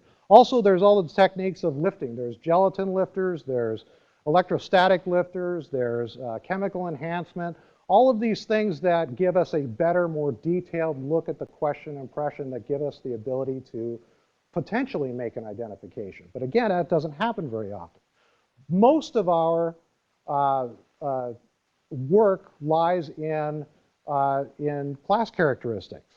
And it's sort of interesting, in the PCAST report, they kind of had this off-the-cuff comment in the report that said that, they thought that was actually a very simple thing and didn't think that was that difficult, and they weren't discussing that. Well, in that difference, there were actually several things that we found to be inaccurate in the report, if you will. But it was quite obvious that in their view of the discipline, they didn't really have a good grasp of, if they perhaps had a little bit better communication with practitioners and practitioners involved in what they were doing, they might have written it in such a way that, because I would tell you that an awful lot of practitioners read the report and kind of winced at it because the way it was written, it was very clear that this was not an examiner, or the examiners didn't have anything to do with this. That being said, we spent a great deal of time this past year mulling over the report, looking through the references that they had in the report, discussing various aspects of the report. And again, you know, and there's been a few challenges in court to footwear evidence, but to our knowledge, none of the challenges have been on cases with identifications. And so anytime that I've been asked about it, you know, it's like, hey, we've got a challenge on footwear and it's mentioning the PCAST report. I said, well, you know, look at somebody read the PCAST report, because the PCAST report is only about identifications. And in all of the challenges that we know of, they were just class associations. And if you read what they wrote about class associations, the PCAST is rather supportive of those. So in the end, I would tell you that you know, we were upset with the ultimate conclusion that identifications are invalid. However, I would tell you that the PCAST report has been a phenomenally great thing for us as a discipline. And the reason for that is that because of the PCAST report, funds have become available in grants for research that we've been asking for. Right now we have West Virginia University was doing planning a black box study, but late last year got approval, got a grant approval to help fund that, so it's delayed that black box study coming out. The FBI has, and this is all for examiner reliability to perhaps look at error rates. The FBI has been funded for a black box study in footwear and tire tracks. They're calling it right now a white box, black box study. Also, as far as, let me kind of back up a little bit. The NIST has several statisticians, researchers who are doing a project on footwear evidence. And I'm not going to put words in their mouth. I'm not speaking for them, but I would tell you that if you talk to any of them, you'll find that early on, when an awful lot of people looked at, you know, well, why aren't footwear and tire track examinations quantified? That seems like that would be a very easy thing to do. Well, some very intelligent people at NIST are looking at that problem and have seen what we've known all along as being some of the issues with quantification. And we're looking at potential ways of moving forward with it. But one of the big problems with quantification is we don't have any big data sets. And one of the things that has come out of the criticism that was born from the PCAST report is that we're going to get a national footwear database. And that's going to be, it's still in very much the planning stages, but because we're going to be able to build this, and this is being done at the FBI, because we're being able to build this from the ground up, we're very hopeful that this database is going to be able to provide data that will help us in the area of quantification and quantifying what aspects of footwear and tire tracks that we possibly can. I think I've beat that horse. Statistics and philosophy. I just want to mention this just because we've recently been having some discussions in our subcommittee amongst a small group of us about perhaps bringing a philosopher in, because if you actually look at philosophy, critical thinking, logic, the way that a lot of that verbiage comes across is actually the way that we do things now, the way that we say things now as far as conclusions go. So it may be something that we utilize in the interim before we see some quantification, or maybe in conjunction with some quantification that perhaps we can utilize a little bit of logic and critical thinking aspects into our conclusions. But again, this is just sort of in the beginning stages. We're actively looking for university philosophers that might be able to assist us in this area, and we've got a couple of names that we're talking to right now. And but it's kind of an exciting thing to consider. Articulation of conclusions and testimony document. This is going to be kind of the bread and butter when we come out with it of footwear and tire. I mean, this is, it's the conclusions. It's what we do. We're right now waiting to see what the final harmonization of conclusions from our SAC level looks like, and then we'll write a document off of that to for examiners for articulation. We're very encouraged right now because if you saw the draft of the harmonization of conclusions that is in its current form, it's remarkably similar to the Swig-Tread conclusions document. So I don't see us having any kind of angst with what is going to be a final document out of this, or if we move on with something that ends up being exclusively to footwear and tire tracks. I don't see that happening, but it's still on the table. And that's all I have for today, and except for questions. Oh, Richard, I can't believe it. Hello, my name is Richard Vorderbrugge. I'm the chair of the Digital Multimedia Scientific Area Committee. You're welcome, John Paul. So Matt, clearly this is another area that the degree of match is at issue, and one of the things that if we were able to have a consolidated approach, that would be good.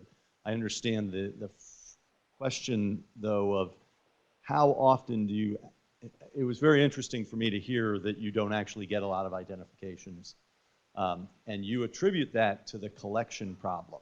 Is it also a factor of the fact that the features that you're using for identification are so small, and so it's easy to fail, I guess, in the collection process? Yes. The collection process is so integral because you have to have very good quality photographs in order to see that fine detail. But like I said before, it's not just the photography, it's the very often, there's an awful lot of agencies out here that the only thing they do with footwear evidence is photograph it. They don't do anything more with it. So, and you lose out on an awful lot of information. And obviously, the more information you have in doing a comparison, potentially the more you could do with it. But but the impressions themselves, the very nature of a shoe print at a crime scene, it's an imperfect impression. And each impression is going to be different than the next. And whether or not that impression was made by walking, running, standing, jumping, all of those things play into the clarity of the impression itself, and whether or not you'd be able to see that detail in the best of the collection techniques. Okay, and this is not a question. I'm representing for my people at this point. I would remind you as you do very well. Thank you.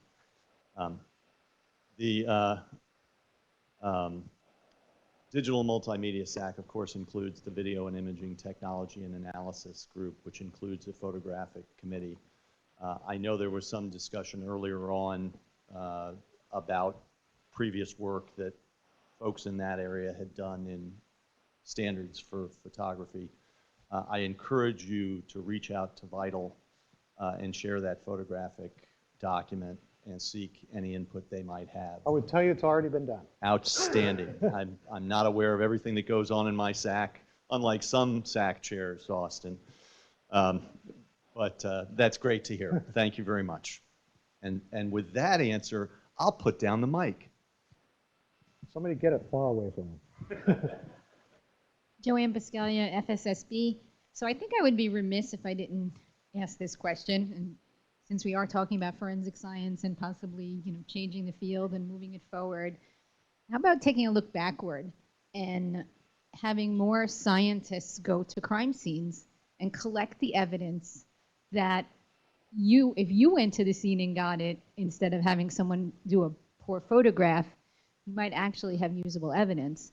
So I think that we should try to either train people on really well on how to do this so we don't lose the evidence, or support sending scientists to the scenes to do this work, because we're losing information. I totally agree with that. I think that that would be a very big plus. The bigger issues that we typically see are budgets within police departments. Your smaller departments or smaller agencies that don't have laboratories, that don't have a footwear and tire track examiner working at their department, that they take whatever it is that they collect and they ship it off to another laboratory. It's amazing how often these are police cadets with minimal training. It's actually interesting that in photography of footwear and tire track evidence, that's very critical photography. It's very technical photography. And everybody kind of thought when we went away from film and went digital that, oh, that's going to make it easier. It didn't for footwear and tire track evidence. You still needed to have a very strong understanding of how light interacts with the camera, and how to utilize that to get the examination quality photographs that we need. In an awful lot of areas of this country, that's not the case. They went to the auto focus cameras, snapshot cameras, and I'm telling you, it happens all too often that some detective with his phone goes, oh, look, a shoe print, click. All right, we got that. And they go about their business, and that's it. So yeah, training is paramount. If we could get, and again, that's when you talked about scientists going out and doing the crime scenes, logistically, at a lot of agencies, I mean, these are the scientists who are doing the comparisons back in the laboratories don't work for the agency who is out at the crime scene. So that opportunity just isn't there. But where it can happen, I would certainly encourage that to happen more often. Joanne Biscaglia, FSSB again.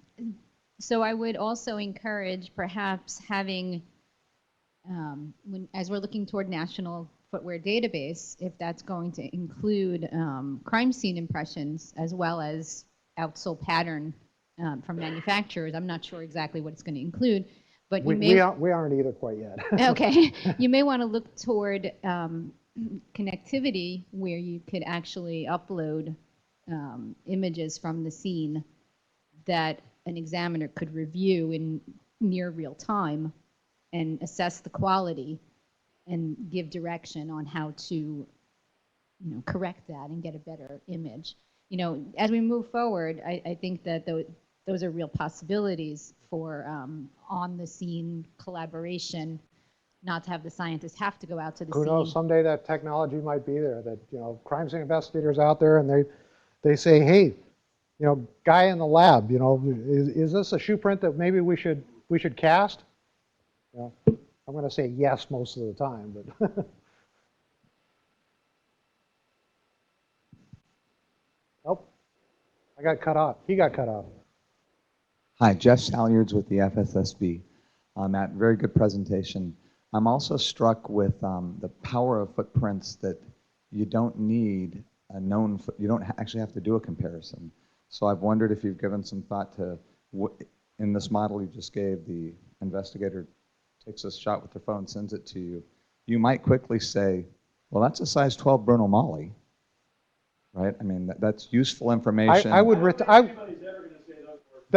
be the day I retire. I couldn't resist. I would retire on that day. I think, I love the quote you guys have of everybody gets to a crime scene somehow. Yeah. And so there's probably, and from an investigation point of view, there's probably some real money in the type of information you could provide, at least for investigative leads or search warrant.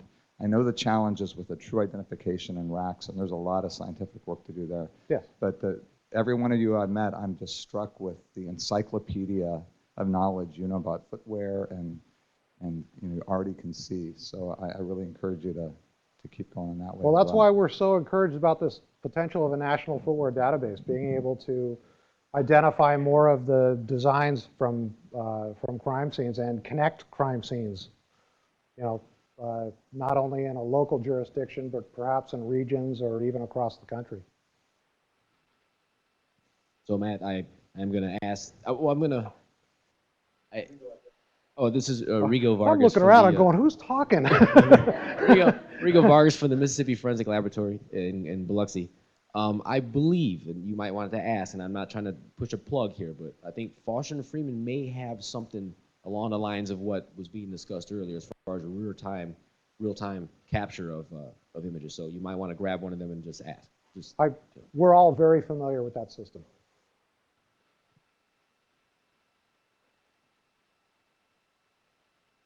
Richard Vorderbrugge, How did he DMSAC get the chair mic again. back? Yeah, no, I didn't do a mic drop. No, to follow up on that issue, part of my job responsibility in my day job is automated matching of images and features in images. And so there is a lot of research going on. Yesterday, Professor Gates mentioned the subject of convolutional neural networks, deep learning being used for face matching. The same technology and approach is being applied to object recognition. And so whereas Foster and Freeman, all credit to Foster and Freeman for the work that they've done in this area, there's likely to be a revolution in this particular area as well. And so getting the database of material together that can be used to build up that reference collection, the training sample, is absolutely critical. And so if you have prioritized your research list in any way, I'd suggest that database probably deserves credit up high from the standpoint of the benefit that it can provide that Jeff was talking about, that automatic identification of the make and model. The NIST researchers, researchers are already deep into that. I don't see any more hands in the audience. Anything online? So there were no questions submitted online directly for you. Some have asked for the PCAST report for our international folks, links to that. Apparently the website's changed a little bit. And also we've let them know that the NIJ Forensic Science Research and Development solicitation that's currently open for folks to submit research grants incorporates all 92 of OSAC's research needs in the solicitation on page 4. So that was one of the benefits of having OSAC sort of unified approach. We are able to collaborate with NIJ and get the needs introduced there. So we shared that information online. And that's, so ready to break? Yeah, okay. No, thank you. 15 minutes, guys. Thank you. 15 minutes.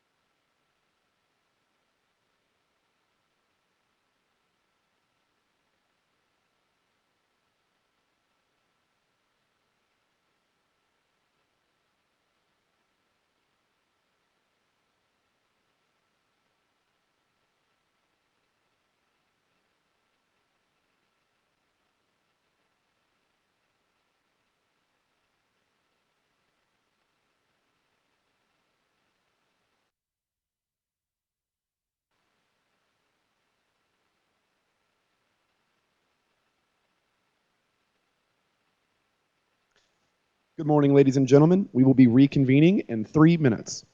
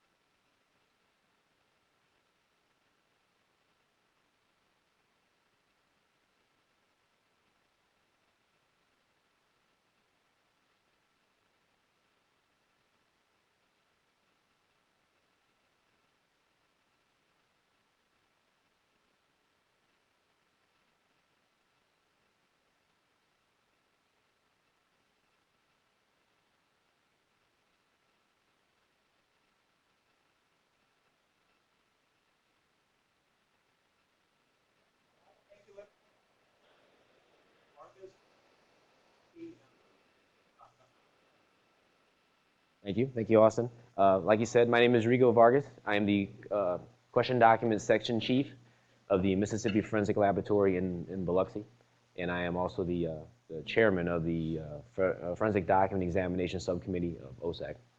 And like Austin said, I'll be talking about the QD part of OSAC and kind of what we're doing and where we're going. Yes. Okay. So I'm the chair, and the vice chair and the executive secretary, we've recently changed. Originally, those were Chris Saunders and Mark Lancaster, who were great, but they're statisticians, and they're not document examiners. So a lot of the work that I needed from them, it had to be a document examiner. They really had to know technically what's going on to be able to help out. So they were great, and they were willing to help out, but they're not document examiners. They didn't really know some of the things that we needed them to know to be able to look at some things. So we had a vote inside the sub, and so now John Osborne is the vice chair, and then Tom Riley is our executive secretary. I don't really use them in the roles like his secretary. I just see them as help.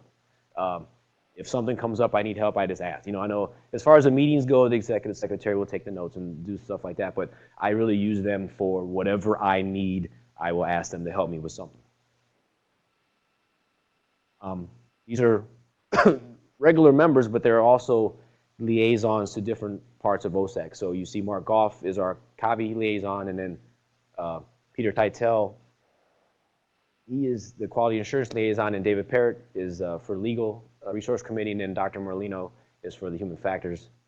So they are, you know, they're just subcommittee members also, but this is like double duty. We have, we had 2 people leave the subcommittee. So Carl McCleary left, and then Ted Burks left. So Ted Burks moved from the subcommittee to the SAC, and then Carl left because Carl's just got a lot of other things going on. So we replaced him. I was going to use the pointer, but it's not very bright. So the top one, Don Eisenberg, has taken in to fill Carl's spot, and then Kevin Kobaki is taken in to fill Ted's spot. And there wasn't any balance issues. Carl was fed, Ted was fed, and we replaced them with 2 more feds, so there was no balance as far as private examiner to state examiner to federal examiner. And then everyone else has stayed the same.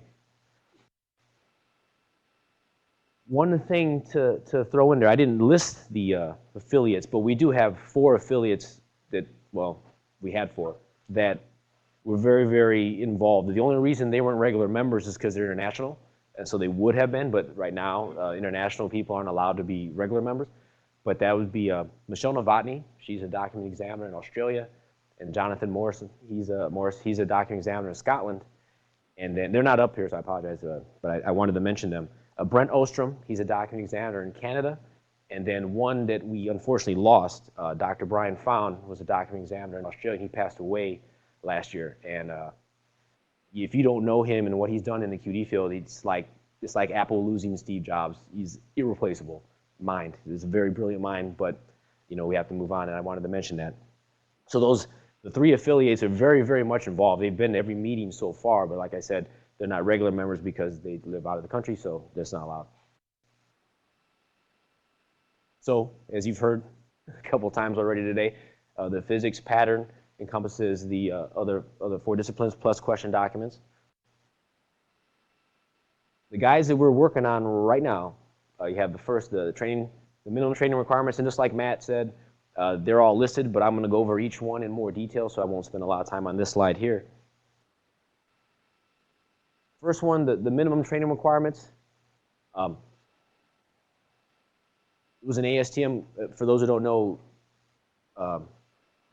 question documents, we used to publish our standards through ASTM, then SWGDoc. So SWGDoc would write the standards, and then we would publish and vetted through ASTM. So this standard was already there since 2005, I think. It actually got voted in at the AAF meeting here in New Orleans in 2005, actually. And so it's in process to be on the OSAC registry. And the good and the bad of that was we couldn't change even one period or a comma on it. And then we wanted to upgrade in some ways, but we wanted it done kind of quickly. So we put it to the registry, but unfortunately it's been tied up there. A lot of members from the LRC had a lot of problems with it, a lot of issues with it. So we're kind of deciding what to do with it right now. That training standard is, like it said, it's a minimum requirement. It's very terse. It kind of says what a document examiner ought to know. In the last couple of years, another training module has been written. It's like 70 pages. It's very, very robust. It's the whole complete training guide. And so what we're trying to decide right now is, do we want to go the fight through the registry right now, because it's going to be a big, long, drawn-out battle. And like Matt had said, none of us are getting paid for this. It's a lot of time trying to address a bunch of things. So the thought is maybe just to wait and just put the training, the whole module out instead. We'll see. That's being debated still. The next is the scope of expertise and present document examination. That guide is currently at ASB right now. As was mentioned earlier, all of us in the physics pattern SAC are sending our standards through the ASB.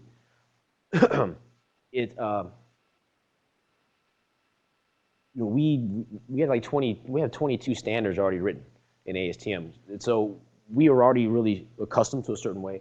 And ASB is extremely different. Not bad. It's very, very good, but we're just not used to it. So a lot of the things we've been doing has just been reformatting, getting an idea exactly what it is they want in their standards.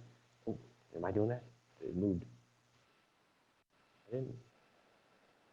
Ooh. I'm not doing nothing. Good? Okay. I wanted to be here. All right.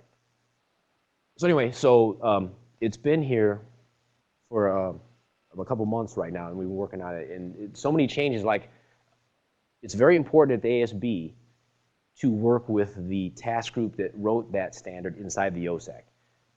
So many answers because it was 5. Like, it was 5, I think. Lisa is the chair of that task group. So like 5 of them wrote the standard, and when ASB gets it, there's a lot of, if you've never written a standard, you don't know it's hours and hours and hours. Over one sentence, you could spend an hour looking at it different ways, and you finally settle on, okay, that's that.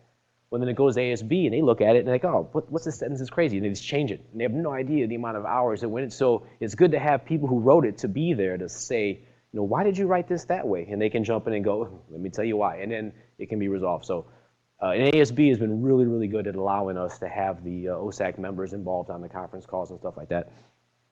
So that's our first standard. I'm hoping in maybe a month, it'll actually go out for public comment. It'll be our first one to go out to public comment. I have no idea what that's going to be like. Hopefully it won't be too painful, but we'll see. And after that, it'll be a standard, and then, it'll be done. So that's just a breakdown of the key components of that standard. I won't bore you with it unless you read it, but if you're curious, you can ask me later and I can fill you in. And as I said, it's already at ASB, it's been vetting right now. Originally, the ASB, if you don't know, it's a consensus body of like 19 people. And what's going to happen is when the standard goes from the OSAC, they'll break the 19 into like a task group of say 4 or 5 to vet standards as they come in. Well, no one had ever done this before. So originally the entire consensus body was working on this one, just so they can get a feel. Because a lot of those people never written a standard before, so they were awakened, the light shined. They're like, man, they didn't never realize how hard it could be. So I thought it was really good for them to get the process. And then originally all 19, and then now we've condensed it down to, I think 5 of us are working on it, and it's gonna move a lot faster now. Those who don't understand standard speak, I apologize, but I've been doing this for so long. But again, if you're curious, you just ask me. The examination of handwritten items, that one is finished. In the task group level at OSAC was finished. And then at the subcommittee level was pretty much finished. There's a couple little things that need to be tweaked, and then it's gonna go to the SAC to get voted on to move forward to ASB. That could be soon. I need to talk to Mr. Licht and yell at him and hurry up. Again, this is components of that standard. And like I said, final stage of review. Whenever you when you're about to present a standard to ASB, you have to write up what they call a new work proposal. You can submit it online, but what they do is they go and send it to ANSI, and then they also search all the other SDOs in I guess the world to make sure there's any conflict of interest. And then ANSI blesses it, and then they say, okay, you can go forward with it. So, and it takes like 3 months-ish. It takes a while. So we like to definitely send out the work proposal a couple months before the standard is ready. So when it is ready, they will have already seen it and given it their blessing. Examination of indentations is another one that is right behind. A lot of these, like I said, we had 21 standards already through ASTM, so we weren't really creating things from scratch. We had a lot of standards already there, and they had to be just updated and revised to move into the OSAC and the ASB. So the indentations guide, I believe they did it in just a couple days at the Phoenix meeting. But it's done at the task group level, but it still needs subcommittee review. And that's really hard to do virtually. So hopefully in Leesburg we can get that done. It's really much better to vet something when everyone is there personally to look at it, not trying to carry everyone on the phone or even do virtual. It's just harder. And it takes a lot longer. Examination of altered documents is another one that existed but has been revised, and it is in the same place. It was finished at the task group level and needs subcommittee approval. Hopefully that's something that'll happen really fast, and we'll get that done in Leesburg. That's the plan. The standard terminology, as was mentioned before, it's going to be something internal to OSAC. So basically what we did was we collected all the terms that we had and gave them to OSAC, and they compiled all the terms from all the other different subcommittees, and then trying to find any ones that maybe clashed. So say if Leighton Prince was using the same term we use for something like Y, and just sort of trying to work that out. We did a lot of that in Phoenix, and we got, I think, a lot of them through, or worked through. And so that's sort of, we're kind of letting them have that. When the OSAC is done with it and it's the terminology, we'll just reference that guide as our terminology guide. So, like I said, there. And then source conclusions, Austin mentioned that is albatross. So we're kind of waiting for that to get finished. We have a conclusion standard already in QD, but it needs to be, it has been needed to be reworked for many years. So this was actually kind of a breath of fresh air to get us kind of started, but we're kind of sort of on hold to see what happens here, because I know it's a huge change in the forensic world, especially QD-wise, the way the conclusions are going to be worded. So we're kind of waiting to see what comes out of this. So it's still being beaten up. The PCASH report, even though it didn't directly attack QD, it made us think that, well, maybe we should really have a more detailed bibliography of all the research and all the stuff that we've done. So we created a task group at OSAC, and Joe Stevens is heading that up, where they're going to create sort of, I want to say, he would be able to explain it better, an online database so anyone will be able to search it. So it'll be searchable, and it's going to include as many reference materials we can get our hands on. So like the QDAD that we have here, Michelle Mavati, the Australian examiner, has offered to give whatever, they have thousands, 14,000, they're gonna put into it. So the painful part right now is we have to go through everything and create the platform for it, and they're gonna have to go through and vet all the research articles that are there to see if they're actually worth it or not. Like, 'cause some things were really anecdotal, and so they wanna make sure that the research that's included is actually good and it answers whatever question. So, like I said, it'll be searchable based on what you're looking for. You're looking for validation, or you're looking for certain things for ESDAs, or just handwriting or not. It's, I think it'll be really great when it's done. So again, that's everything that's being worked on. Just sort of telling you what I told you again. And that's really, everyone knows me, I'm nice and quick, short, sweet, to the point. Does anyone have any questions? Sir?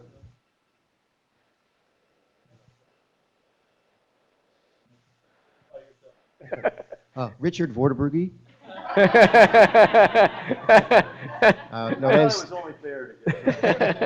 My name is Scott Olson. I just have one quick question, and I'm not sure you can answer, but all the standards were previously written at ASTM, and of course that committee's been abolished. Well, they were written at SWGDOC, but they were vetted and published through ASTM. Through ASTM. Now you're going to the ASB. Is there any concern about copyright violations, or how does that work? Was there any concern with that? No, when E3002 was closed down, ASTM didn't exactly let go of the copyrights, but they had told us, and we have documents showing that they're not going to hold any copyrights. And then some of the standards have already expired, so it wouldn't matter anyway. So it won't be a problem. And then just one follow-up point. I was talking to a document examiner the other day, and interesting, I hadn't thought of it, is with electronic age, there's not a lot of handwritten stuff anymore. But what she had told me is that because of the immigration stuff that's going on, the forgery of documents, so they're actually beefing up their QD department. So I thought that was an interesting. Cool. That's good. That's great. Well, you mentioned the electronics, and like for signature pads, there's been some research done with taking the data points from those electronic signatures, and then plotting them through a graph, and that's something that's a little bit of ways, but I've from the presentations I've seen with that, you can't fool those computers. So if you try to disguise anything, the data plots, anyway, yeah, that's coming someday. Richard? This is Scott Olton. Nay, Richard Vorderbrugge. Scott, you actually made me think of a real question. As opposed to the ones I usually ask. Love you, Scott. Is there a authentication discipline within QD? I mean, is there a part of QD that does fraud detection, and are there any standards for that? I mean, it's like he said, like just like falsifying someone's signature. I mean, that's just part of handwriting. Well, no. The broader issue of things like false driver's licenses, false passports, false immigration papers, security documents. Yeah, I mean, this is the authentication. I mean, in image analysis, we do authentication of images and videos. Right. And in some cases, documents may be a part of that. But I'm curious. Oh yeah, well, all of us to some extent. Like I have a reference collection of Mississippi driver's license, Mississippi birth certificate, DMV, dark car titles, things like that. But that's just for my state. If you want to get more broad, like passports and stuff, that would be Secret Service or ICE. ICE does it. Yeah, and they're. If you ever gone to the ICE lab, like I got a tour before, and they even asked them to. Didn't they ask you to? Some people try to crack, like, even see if they can get you to sneak things past them or something. It's good. It's detailed.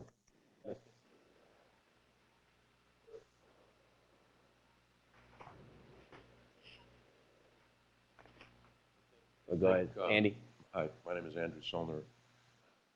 I'm a third-generation document examiner, and then the strike against me is I'm also a lawyer, a former prosecutor. To answer that question about, I've gotten cases where security documents like passports, so somebody's claiming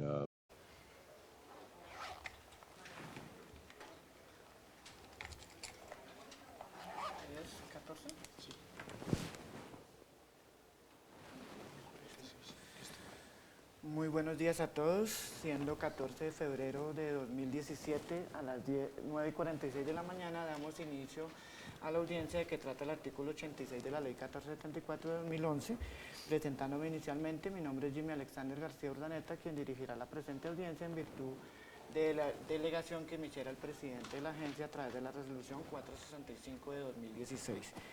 Nos convoca hoy, vuelvo y repito, a la audiencia que trata el artículo 86 de la ley 1474 de 2011 por el presunto incumplimiento de las obligaciones contractuales contenidas en el capítulo 3, aspectos económicos del contrato, sección 314, literal E22 de la parte general del contrato de concesión bajo el esquema de APP número 008-2014, vencimiento, plazo de cura otorgado mediante comunicación UTC 4G AD 00447, radicado número 2016-409-088-016-2, que se adelanta contra el concesionario autopista Río Magdalena SAS Grupo OHL. En ese sentido me acompaña el doctor Juan Camilo González Méndez, quien fungirá como secretario en el presente trámite. Le concedo el uso de la palabra para hacer la lectura inicial de la introducción de la presente audiencia. Doctor Juan Camilo, por favor. ¿Ya se está prendido? Sí. Pongo por acá.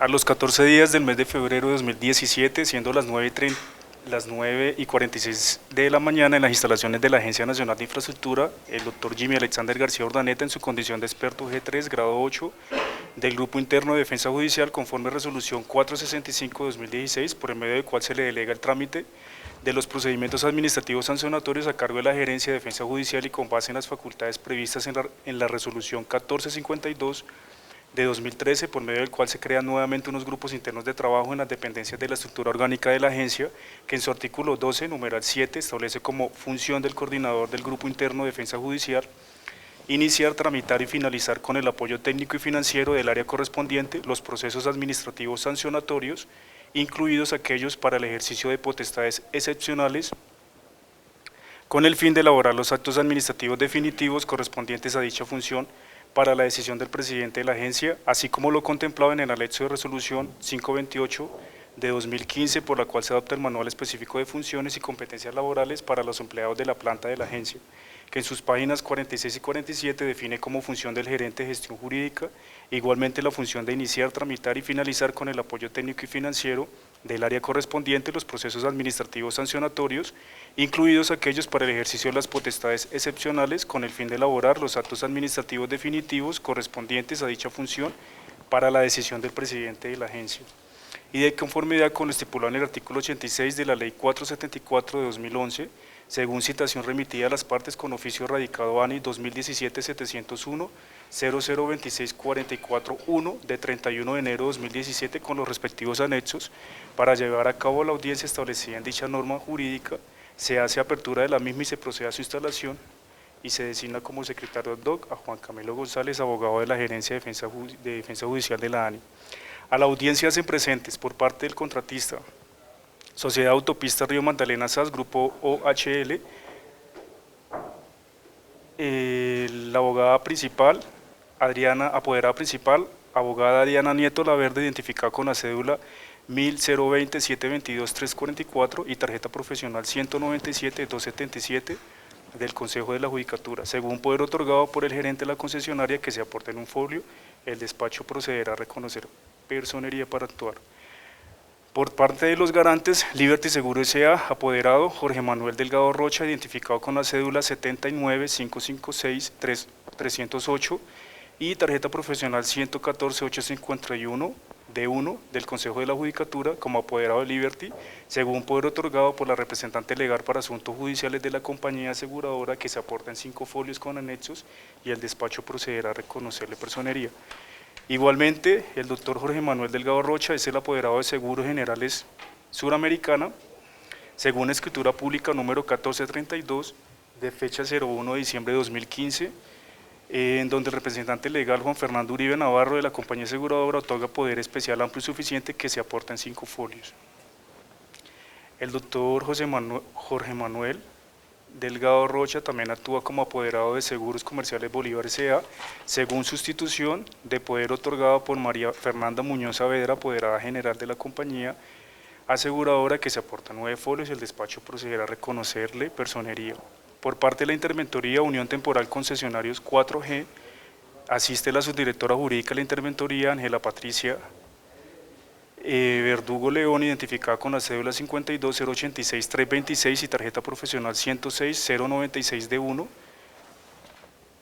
En este estado de la diligencia y conforme a lo dispuesto en el literal B del artículo 86 de la Ley 474 de 2011, se procede a presentar las circunstancias de hecho que motivan la actuación, enunciar las posibles normas o cláusulas posiblemente violadas y las consecuencias que podrían derivarse para el contratista para el desarrollo de la actuación. Para el efecto se dará lectura de la citación.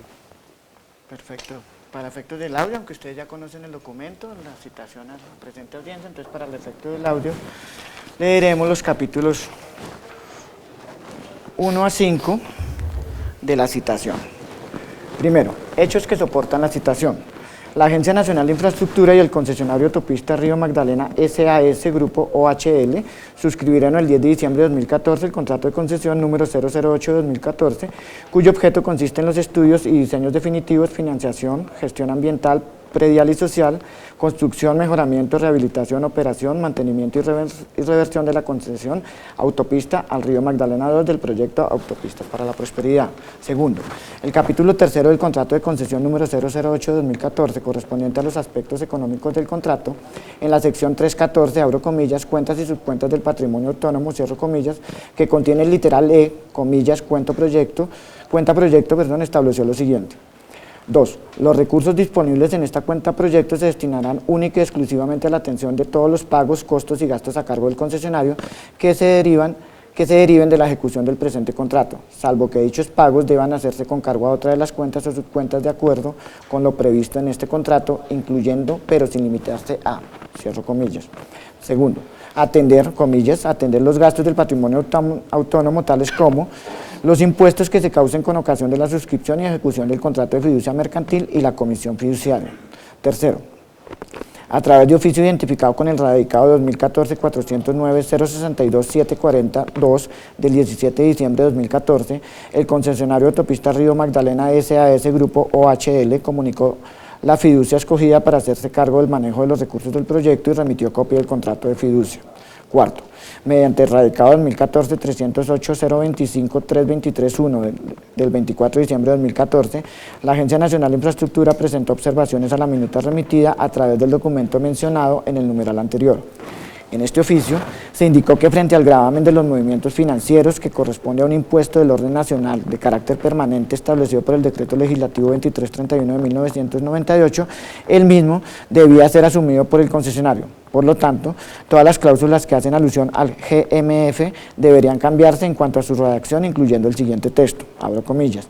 De acuerdo con la sección 13.1, ecuación contractual literal A de la parte general del contrato de concesión, el concesionario reconoce que la retribución incluye todos los costos y gastos incluyendo el capital, costos financieros y de financiación, gastos de operación y mantenimiento, costos de administración, impuestos, tasas, contribuciones, imprevistos y utilidades del concesionario que surjan de la ejecución y liquidación del presente contrato. Conforme a lo anterior, el gravamen a los movimientos financieros GMF que se genere en cada una de las transferencias y cualquier otro pago que deba hacerse desde el patrimonio autónomo en desarrollo del presente contrato se haga con cargo a los recursos de la cuenta proyecto sin que puedan utilizarse para ellos los recursos correspondientes a las subcuentas predios, compensaciones ambientales y redes. Quinto, el concesionario se pronunció frente a la instrucción efectuada por la ANI mediante documento del 21 de enero de 2015, el cual fue radicado con el número 2015-409-00-29862, mencionando para el efecto que únicamente realizarían la inclusión de un párrafo específico, con el fin de cumplir los plazos contractuales para la suscripción del contrato de fiducia y consecuente constitución del patrimonio autónomo, para lo cual propusieron una reunión con el fin de aclarar los puntos presentados. El texto del párrafo propuesto es el siguiente, abro comillas.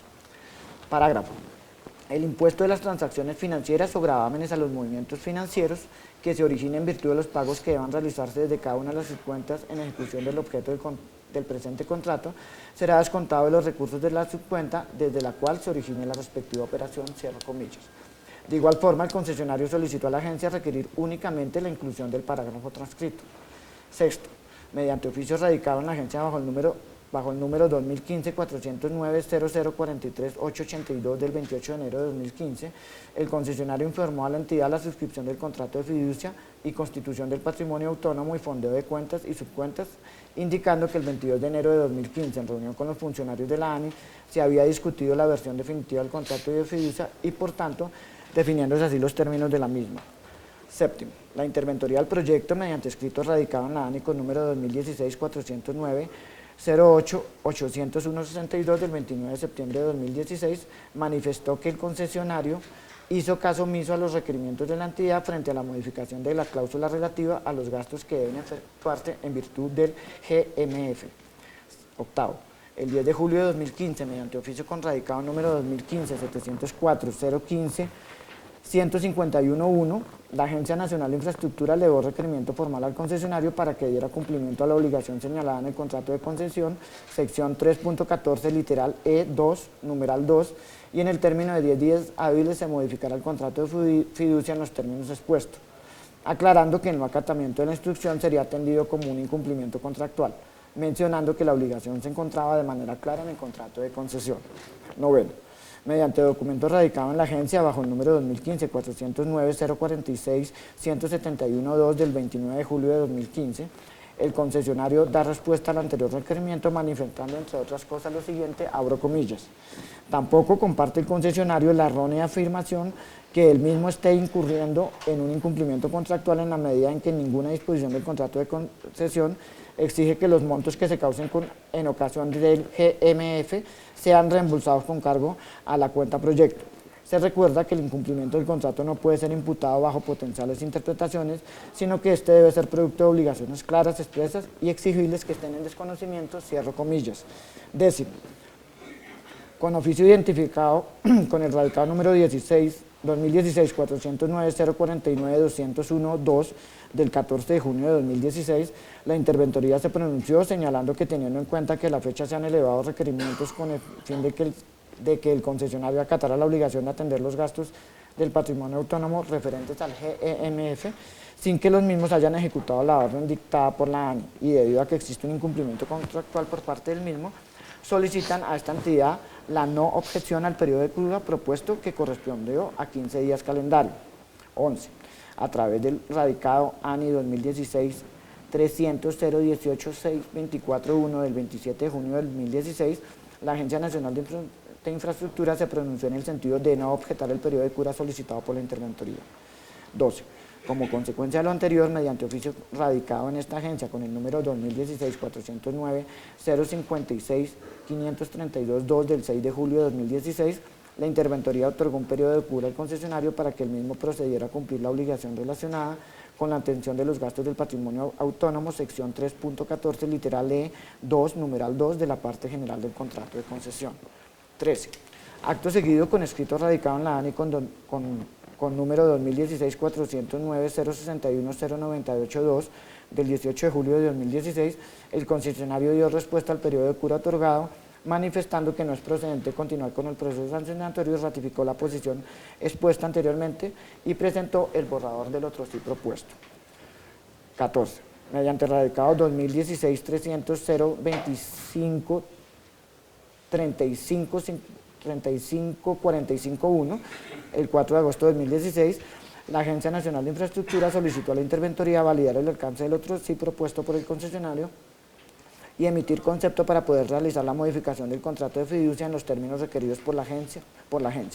Al respecto, la ANI señaló textualmente, abro comillas, en virtud de lo anterior se solicita a esta interventoría validar el alcance del otro sí propuesto y emitir concepto con el fin de poder realizar la modificación del contrato de fiducia en los términos requeridos por la agencia y verificar que la fiducia en los términos de vencimiento del periodo de cura otorgado haya sido instruida para que a partir de esta fecha se efectuara el reintegro de la subcuenta correspondiente de la cuenta ANI del proyecto, de los valores descontados por la aplicación del GMF a las transacciones efectuadas por el patrimonio autónomo y de los pagos siguientes, cierro comillas.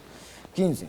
con el radicado ANI 2016-409-074-902 del 25 de agosto de 2016, la interventoría manifestó no presentar observaciones frente al otro sí propuesto en los puntos 1 y 3, por lo que emitió concepto favorable a la modificación del contrato de fiducia, solicitando únicamente la inclusión en el punto 2 del siguiente párrafo, abro comillas. En el numeral 2, que la ANI y la interventoría han requerido que se modifique el contrato, estipulando que los montos que se descuenten de las subcuentas de la ANI y sus cuentas predios, compensaciones ambientales y redes de la cuenta del proyecto, por concepto del gravamen financiero, el GMF, deben ser reembolsados a dicha subcuenta con cargo a la cuenta proyecto, no pudiendo usar para tal efecto los recursos correspondientes a las subcuentas predios, compensaciones ambientales ni redes, cierro comillas. 16. Con posterioridad a la respuesta brindada por la interventoría mediante oficio radicado ANI 2016-300-025-461-1 del 23 de agosto de 2016 dirigido al concesionario, la agencia da respuesta formal a la propuesta de otro sí enviada por el mismo manifestando, abro comillas, una vez analizada la comunicación del asunto a través de la cual el concesionario da respuesta al oficio de otorgamiento de periodo de cura de la interventoría con el fin que el concesionario acate la obligación de atender los gastos del patrimonio autónomo referentes al impuesto del GMF y sanee el incumplimiento en el que está en curso al desconocer el numeral 314, literal E22 de la parte general del contrato de concesión y a su vez remite formato del otro sí número 1 del contrato de fiducia mercantil irrevocable realizando las siguientes consideraciones. Primero, que el 27 de enero de 2015, en cumplimiento del contrato de concesión número 008 de 2014, el contrato de concesión, las partes celebraron el contrato de fiducia mercantil irrevocable de administración y pagos, el contrato por medio del cual dio origen al patrimonio autónomo RN. Segundo, que la ANI y la interventoría requirieron que se modifique el contrato, estipulando que los montos que se descuenten de las subcuentas de la cuenta ANI por concepto del gravamen a los movimientos financieros deben ser reembolsados a dichas subcuentas con cargo a la cuenta del proyecto, no pudiendo usar para tal efecto los recursos correspondientes a las subcuentas de predios, compensaciones ambientales ni redes. Tercero, que a pesar de que el fideicomitente no comparte la lectura de la ANI y de la interventoría, ha aceptado darle trámite a su solicitud y para ello se celebra el presente otro sí. En consecuencia, las partes han decidido suscribir el presente otro sí. En virtud de lo anterior, la Agencia Nacional de Infraestructura considera que se realizará claridad en el punto número 2 de las consideraciones en el sentido que los montos que se descuenten de las subcuentas de la cuenta ANI y de las subcuentas redes, predios y compensaciones ambientales por concepto del gravamen a los movimientos financieros deben ser reembolsados a dichas subcuentas con cargo a la cuenta proyecto. Se reitera que los recursos deben salir únicamente de la cuenta proyecto sin que se puedan utilizar los recursos de las subcuentas predios, redes ni compensaciones ambientales. 17. Cierro comillas, 17, por lo anterior y teniendo en cuenta que el concesionario no ha atendido los gastos del patrimonio autónomo referente al GMF, la interventoría solicitó el inicio del proceso sancionatorio en virtud del artículo 86 de la Ley 1474 de 2011, mediante el oficio identificado con el código UTC 4G AD 00611 del 28 de septiembre de 2016, el cual fue radicado en la Agencia Nacional de Infraestructura con número 2016-409-088-016-2. Hasta aquí el acápite de hecho. Capítulo segundo, informe de la interventoría del contrato. Con el fin de dar cumplimiento a lo establecido en el literal A del artículo 86 de la Ley 1474 de 2011, se adjunta a la presente citación el concepto UTC 4GAD 00611 con radicado ANI 2016-409-088-016-2 del 28 de septiembre de 2016, suscrito por la señora Claudia Patricia Contreras Fajardo en su calidad de directora de Interventoría Unión Temporal Concesiones 4G, avalado por la supervisión del proyecto. Documento este que sirve de soporte para el inicio del presente proceso sancionatorio, a través del cual se emite el concepto de la presunta situación de incumplimiento por parte de la concesión Autopista Río Magdalena SAS, de las obligaciones contractuales contenidas en el capítulo 3, sección 314, literales E22 de la parte general del contrato de concesión número 008 de 2014, y en el que se informa lo siguiente, abro comillas, en virtud de la aplicación de la cláusula 10.3 de la parte general del contrato de concesión, por no cumplir con las obligaciones relacionadas con la atención de los gastos del patrimonio autónomo referentes al gravamen al movimiento financiero, obligación contenida en el numeral 2 del literal romano 2, del literal E de la sección 314 de la parte general del contrato de la referencia, incumplimiento al que hace alusión el literal S del numeral 6.1 de la parte especial del contrato de concesión número 008 de 2014. Para la interventoría es notoria la existencia de un incumplimiento detectado en el plazo de cura otorgado frente a esta obligación, y así se lo hemos hecho saber formalmente al concesionario a través de la comunicación UTC 4G AD 00447 del 29 de junio de 2016, mediante la cual se otorgó un plazo de cura igual a 15 días con el fin de que el cumplimiento detectado fuera oportunamente saneado. Ahora bien, como quiera que el concesionario no saneó el incumplimiento detectado en el plazo de cura otorgado, el incumplimiento persiste. Consideramos que es ineludible aplicar las sanciones a que hace alusión en el contrato de concesión dentro del marco del debido proceso constitucional, so pena de incumplimiento del mismo y de la Ley 80 de 1993 y de la Ley 1474 de 2011, tanto por parte del concesionario como por parte de esta interventoría. Cierro comillas y concluye, abro comillas nuevamente. Para el caso en concreto se debe proceder a aplicar la multa como sanción de apremio, dado que el concesionario Autopista Río Magdalena SAS no cumplió ni ha cumplido con las obligaciones relacionadas con la atención de los gastos de patrimonio autónomo, obligación contenida en el numeral 2, literal romano 2, literal E, de la sección 314 de la parte general del contrato de referencia. Capítulo tercero, normas y cláusulas presuntamente vulneradas. De acuerdo con los apartes anteriores, el contratista pudo haber incurrido en el incumplimiento de las obligaciones contractuales establecidas en las cláusulas que a continuación se relacionan.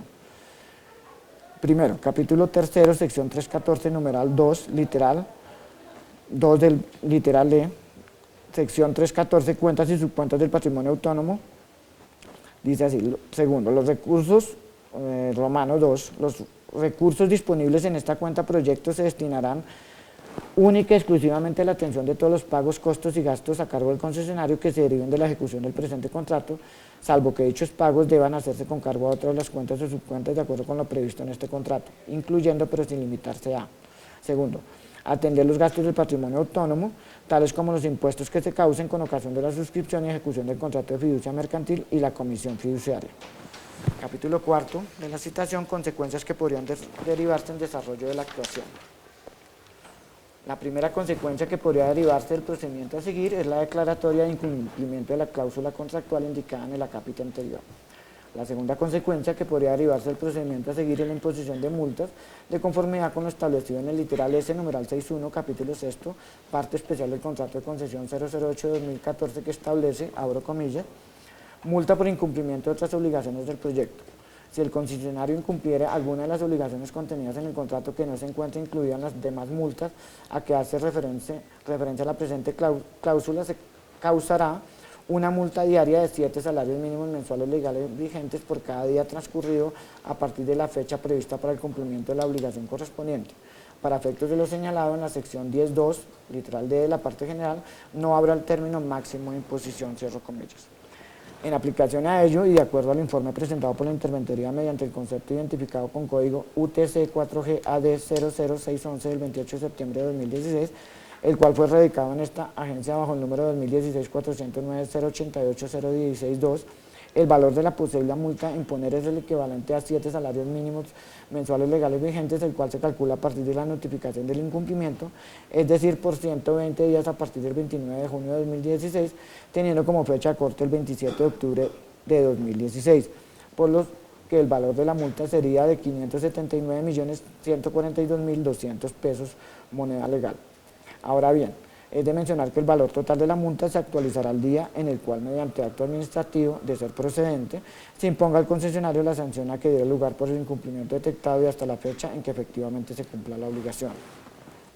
La tercera consecuencia que podría derivarse en desarrollo de esta actuación, se tiene la posible afectación a las pólizas número 245-2938 y 92-016-041, las cuales fueran expedidas por Liberty Seguros, S.A. en coaseguro con Seguros Generales Suramericana S.A., Seguros Comerciales Bolívar S.A., Generales Colombia, Seguros Generales S.A. y Mafre Colombia, cuyo amparo es el cumplimiento del contrato de concesión bajo el esquema de APP 008 para una vigencia comprendida entre el 14 de marzo de 2015 al 9 de junio de 2019 y desde el 26 de abril de 2016 hasta el 1 de abril de 2024, las cuales cuentan con radicados anís números 2016-409-094-126-2 del 18 de octubre de 2016 y 2016-409-035-925 número 2 del 3 de mayo de 2016 respectivamente.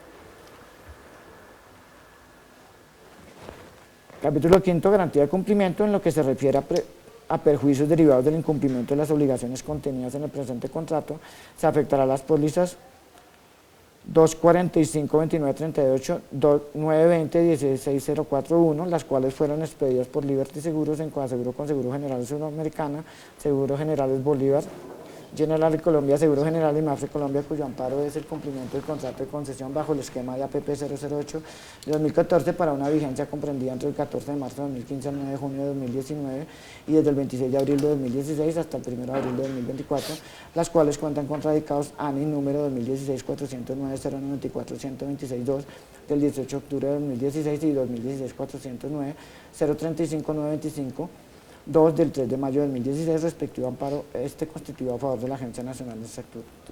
Bueno, lo que seguiría, aquí hemos agotado la parte primera del literal B del artículo 86 de la Ley 1474-2011, no obstante, en la lectura que acabo de ver veo que mencionamos unas aseguradoras que no hacen parte del coaseguro, entonces vamos, para efectos de sanear el proceso, vamos a hacer la verificación de las aseguradoras porque en ese sentido le pido la ayuda a la supervisión del contrato para que establezcamos quiénes son las aseguradoras y que efectivamente hayamos citado a las aseguradoras que amparan el cumplimiento de las obligaciones. Entonces vamos a suspender 2 minutos para hacer la verificación aquí en la citación. Doctor Vega, ¿va a hacer uso de la palabra? Sí, sí está mal. Permítame un segundo. Mi poder la bolsa que fue expedida con el número 245938. Muy buenos días. Para efectos de registro, mi nombre es Jorge Manuel Delgado Rocha, identificado con cédula de ciudadanía 79-556-308 de Bogotá, tarjeta profesional 114-851 del Consejo Superior de la Judicatura. Actúo en nombre de representación de Seguros Generales Suramericana S.A., de Liberty Seguros S.A. y de Seguros Comerciales Bolívar S.A. Respecto a la última anotación que hace el doctor Jimmy, tengo aquí en mi poder la póliza número 2451938, de la cual se hace integración de las compañías aseguradoras en los siguientes porcentajes. De Liberty Seguros en 33.34%, Seguros Comerciales Bolívar en 33.33% y Seguros Generales Suramericana S.A. en 33.3%. En este caso, al haberse convocado las tasas aseguradoras, pues en ese sentido se otorgaron los poderes correspondientes, pero lo que sí es cierto es que en este caso estas tasas aseguradoras se integran en el seguro otorgado.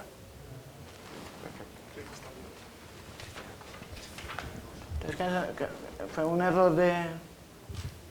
error al momento de esta, pero entonces vemos que sí se observa que sí, son las tres. Citaban de debida forma, que fueron citadas las aseguradoras que amparan el cumplimiento del contrato de concesión. Entonces en ese sentido entendemos saneado el procedimiento. Previo a conceder el uso, lo que seguiría en estricto sentido sería conceder el uso de la palabra al concesionario y a la aseguradora para que rindiera sus descargos. Previo a eso, le preguntaremos a la interventoría si el incumplimiento a la fecha que nos convoca persiste para así continuar. Entonces, tiene el uso de la palabra la interventoría, rogando que para efectos del audio se presente la persona que va a intervenir.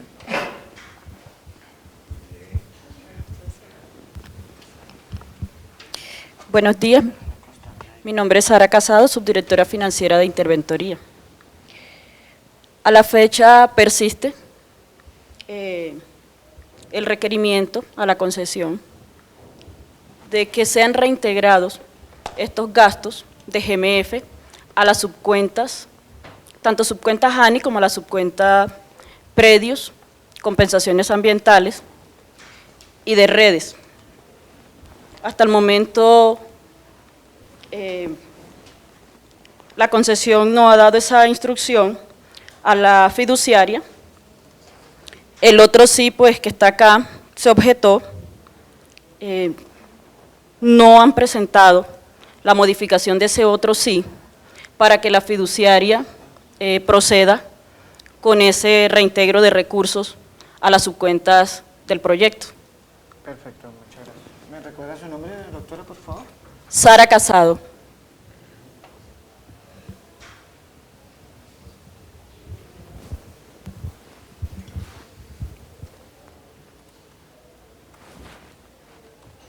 Eso es ratificado por la doctora Ángela Patricia, lo que acaba de hacer la doctora Ángela Patricia aquí.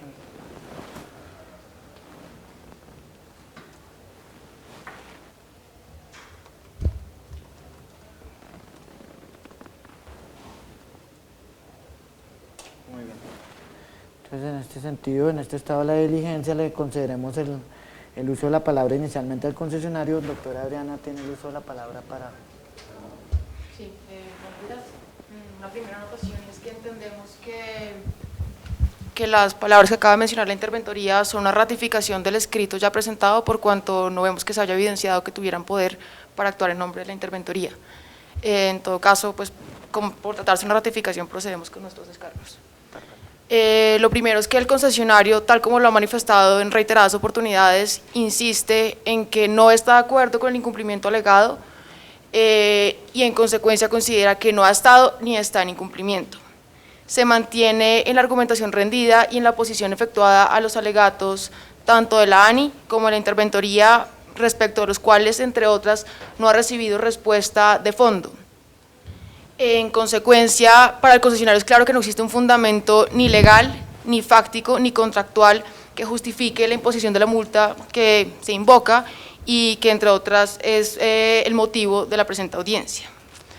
Como el concesionario se remite a lo ya reiterado a partir de innumerables comunicaciones, realizaremos un recuento muy breve de sus principales argumentos que justifican por qué no está de acuerdo con lo argumentado tanto por la ANI como por la interventoría.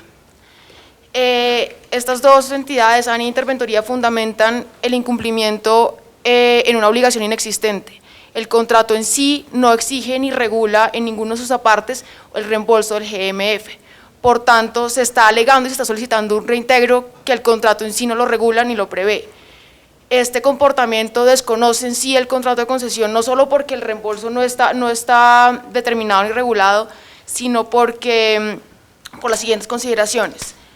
Los recursos de las distintas subcuentas tienen una destinación específica, como es la actividad asociada a la respectiva subcuenta. En otras palabras, la subcuenta predios tiene una actividad asociada como es la adquisición predial y actividades conexas con la misma. Por tanto, la destinación de los recursos de la respectiva subcuenta no es otro que la de la adquisición predial. En la misma no se regula que esté exceptuado el pago de tributos o el gravamen a los movimientos financieros en particular. Por el contrario, en el caso particular de la cuenta predios, se prevé que se podrá destinar estos recursos para la gestión predial, para la adquisición de predios y todos los costos asociados a la misma, lo que entre otras involucra el gravamen a los movimientos financieros, es que entre otros se trata de un impuesto de ejecución instantánea que, nuevamente repetimos, no está previsto que se reembolse o se reintegre con cargo a la cuenta proyecto, como lo están solicitando la ANI y la interventoría. Esto implicaría además un fondeo en exceso del que está regulado contractualmente. El contrato es claro en señalar los tiempos y los montos en que se deben efectuar los distintos fondeos a las subcuentas, es decir, particularmente en la parte especial se prevé los montos con que se deben fondear unas y otras subcuentas y los plazos en que esto debe hacerse. No prevé que en adición a esos montos particulares deba consignarse o reembolsarse un monto adicional. De ahí que en concepto del concesionario, tanto la ANI como la interventoría están haciendo un requerimiento que contractualmente no está previsto. Esto implicaría además desconocer la distribución de riesgos que está previsto en el contrato de concesión y la manera en que son compartidos estos riesgos. Entre otras, esto implicaría además una carga adicional para el concesionario que no está prevista contractualmente y que, entre otras, conllevaría que el único favorecido de este comportamiento sería la ANI. Adicionalmente, la sección invocada para justificar el incumplimiento es clara en indicar que sí, los costos y gastos a cargo del concesionario deberán asumirse y costearse con cargo a la cuenta proyecto, pero esta sección también es clara en indicar que esto se realizará salvo que los mismos deban hacerse con cargo a otra subcuenta o cuenta respectiva. Es decir, si hay unos costos o gastos que deban hacerse con cargo a una subcuenta distinta de la cuenta proyecto, pues los mismos no deberán fondearse con recursos provenientes de la cuenta proyecto, sino con la cuenta respectiva asociada, como lo es el GMF en sí. La interventoría, en la oportunidad en que otorgó un plazo de cura para que se saneara este supuesto incumplimiento, requirió que se modificara el contrato de fiducia. ¿Requirió que se modificara el contrato de fiducia en qué sentido? de una parte que se previera que los recursos que se descontaran de las cuentas, de las subcuentas de la cuenta ANI por concepto de GMF, se reembolsaran con cargo a la cuenta proyecto y que en adelante este fuera el comportamiento del concesionario. El concesionario que respondió una vez más que estaba en completo desacuerdo con lo argumentado, pero que dadas sus políticas de contribuir en la ejecución contractual, accedería a esta solicitud, obviamente reservándose los derechos a reclamar con posterioridad cualquier impacto que esta decisión tuviera, y para ello presentó, siguiendo las formalidades del contrato de concesión, una propuesta de otro sí modificatorio del contrato de fiducia. Con posterioridad se sometió obviamente a revisión este documento de la ANI, con posterioridad recibió un pronunciamiento por parte de la entidad donde se le requería que no solo reembolsara los recursos los montos descontados por concepto de GMF de la cuenta proyecto, de la cuenta ANI, perdón, sino también los descontados de las subcuentas predios, compensaciones ambientales y redes de la cuenta ANI, hecho que, valga notar, excedía lo que vía plazo de cura se había fijado por la interventoría.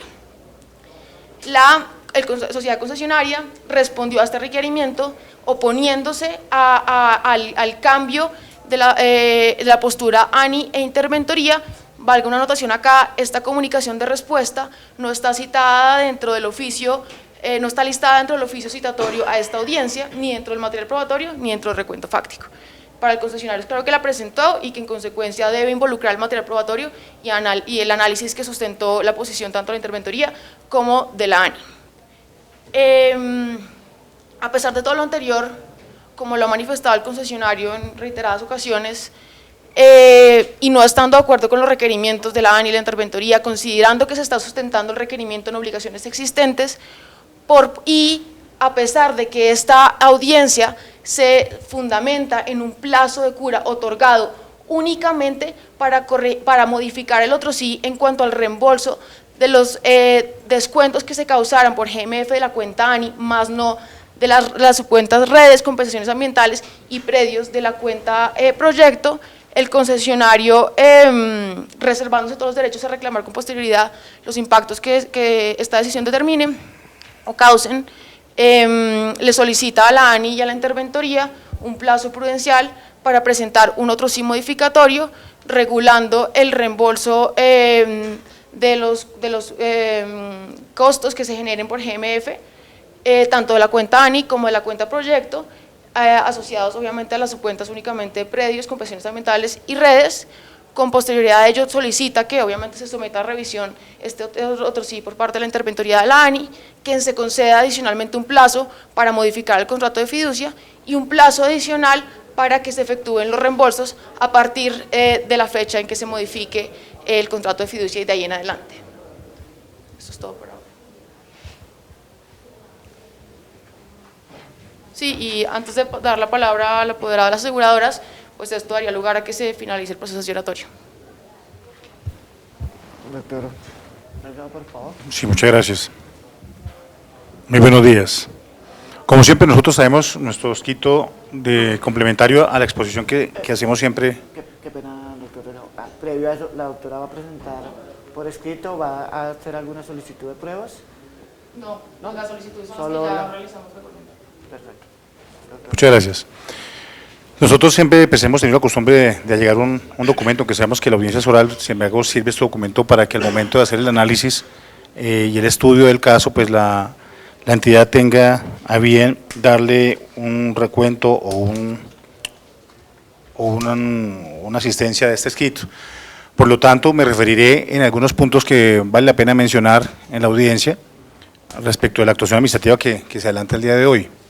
En primer término, coadyuvamos los argumentos que han sido expresos por la doctora, toda vez que desde tiempo atrás se ha venido explicando por parte del concesionario todas las incidencias que tiene, no solamente fácticas y jurídicas, sino de toda índole, en la que se demuestra que, en definitiva, lo que existe es una divergencia de orden contractual, de diferentes puntos de vista, pero lo que sí es cierto es que en lo que hace relación al gravamen de los movimientos financieros, tal como lo describe la doctora, pues está determinado en unas subcuentas que de ninguna manera permiten un reembolso luego de una cuenta proyecto.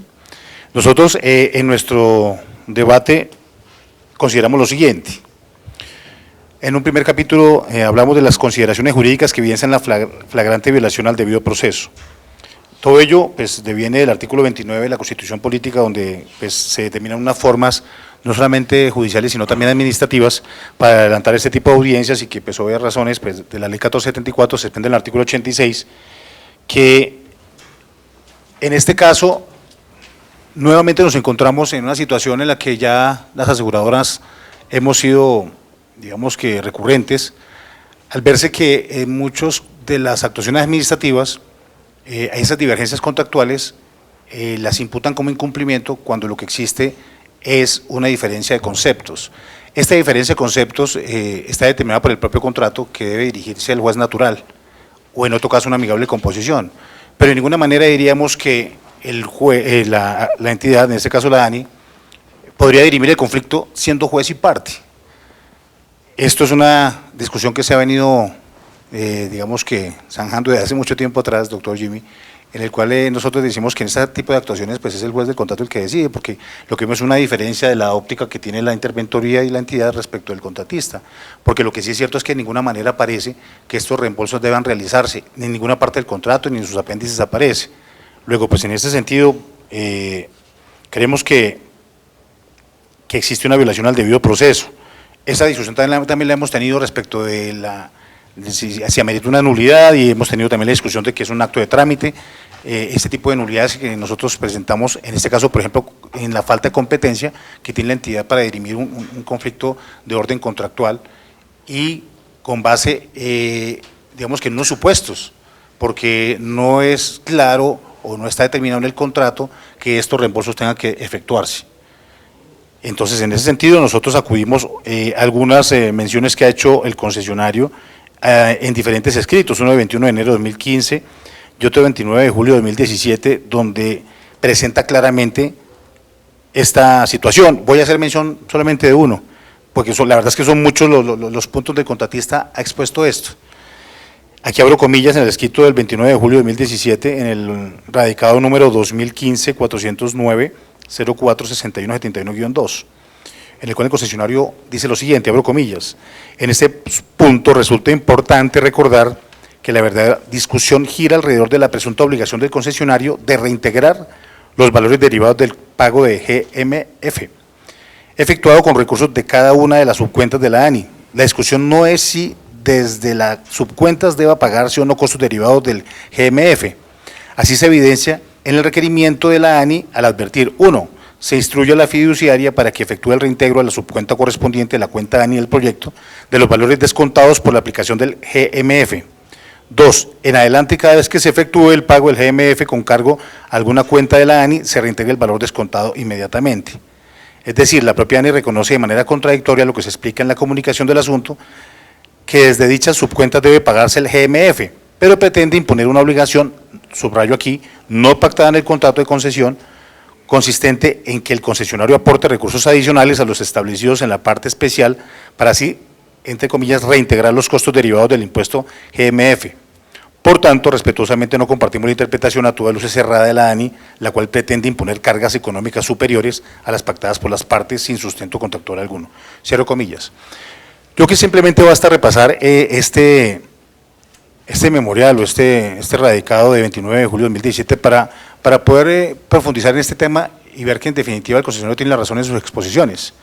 Ahora bien, si bien se reservan el derecho de hacer una reclamación más adelante, lo cierto es que la ANI de alguna manera está tomando funciones que no debería tomar, como la de dirimir un conflicto que es netamente contractual, porque, vuelvo y reitero, digamos, esta obligación de ninguna manera está plasmada en el contrato. Entonces, por ello nosotros acudimos también a una jurisprudencia del Consejo de Estado, en la cual voy a hacer mención solamente de una, del sentencia del Consejo de Estado, Sala de lo Contencioso Administrativo, sección tercera, subsección C, de 11 de marzo de 2013, magistrado ponente Jaime Orlando Santofimio Gamboa, en el cual dice lo siguiente, abro comillas: además de un irrefutable, es una verdad irrefutable que la ejecución de los contratos públicos tampoco puede convertirse en un sucedáneo de la función judicial en cuanto a la resolución de conflictos que surgen en los negocios, pero eso tampoco puede justificar la inmediatez atropellante del poder público sobre el ciudadano.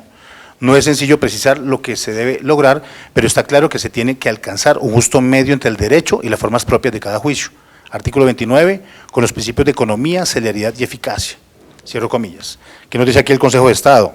Estos contratos públicos, en este caso los de APP, no pueden convertirse en una función judicial.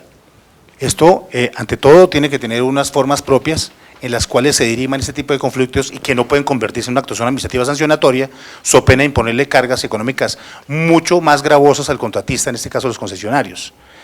Creo que en esto la discusión la hemos planteado en diferentes actuaciones administrativas cuando encontramos este tipo de situaciones, en las cuales la ANI se toma la libertad de imponer una sanción al contratista simplemente porque no le hace atención a lo que le parece que es.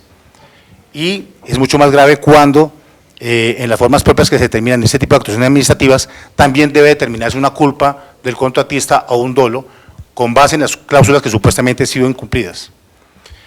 Y eso da pie a nuestro siguiente capítulo, que se llama la citación no cumple con los requisitos del artículo 87 de la ley 1474, del cual haré solamente mención de algunos puntos para no hacer muy extensa mi intervención. ¿Qué nos dice exactamente el artículo 86 de la ley 1474? Que se debe invocar las cláusulas que presuntamente son incumplidas, las normas que también se incumplen, y en un punto muy importante que ha hecho mención el Consejo de Estado que me parece que es meritorio traerlo a colación, y es en el hecho de que la entidad tiene que hacer un análisis de la conducta del contratista, en este caso el concesionario, si obró con dolo, si obró con culpa, o si de alguna manera califica esta culpa como grave o gravísima o es leve. Pero lo cierto es que en el pliego de cargos de ninguna manera se hace un análisis de la conducta del contratista. Simplemente la entidad, o en este caso la interventoría, fija una posición que quiere imponer, pero de ninguna manera tiene en cuenta los escritos que en largo y extenso sentido han explicado el tema de los reintegros y el tema que no están contemplados en el contrato, y además explica el tema de la inmediatez que del estatuto tributario es muy claro en definirlo. Es que este tipo de impuestos tienen digamos que una practicidad, y digamos que de alguna manera, lo podemos decir, está ideado de tal manera que una vez se cause, inmediatamente se debite. ¿Qué pasa? Aquí lo que quiere es un reembolso, es decir, darle una vuelta, un giro a lo que el mismo estatuto tributario está determinando. Sé muy bien que existe por ahí un concepto de la DIAN, pero es que también están tomando un texto del contexto. Y es claro que un texto sacado del contexto, pues es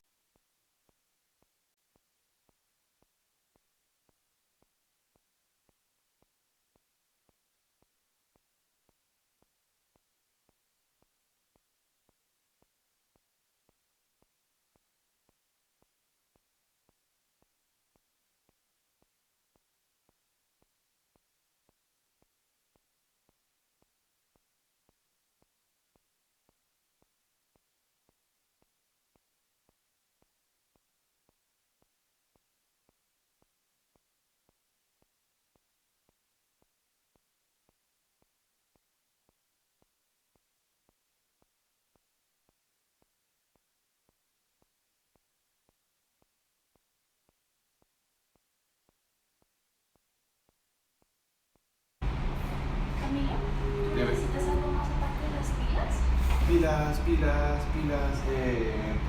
Oye, ahorita lo dices con calma y me digas. Pilas,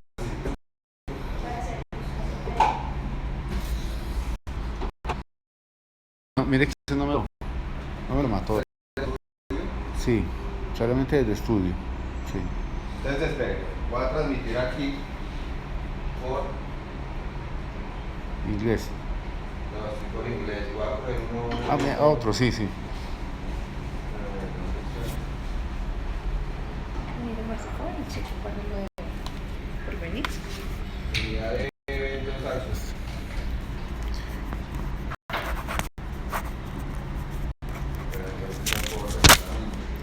Gracias.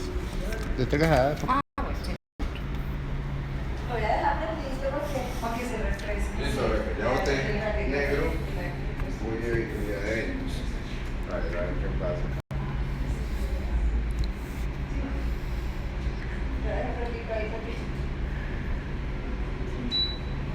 ¿Y qué tiene allá? ¿Negro? Negro, sí. No. Estoy en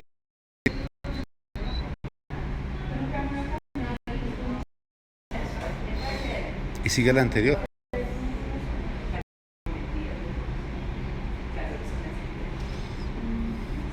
No, el calor más fuerte ya me di cuenta que son estas telas. Sigue lo mismo. ¿Será que yo alcanzaba la transmisión y empezó a transmitir? Sí, eso por qué.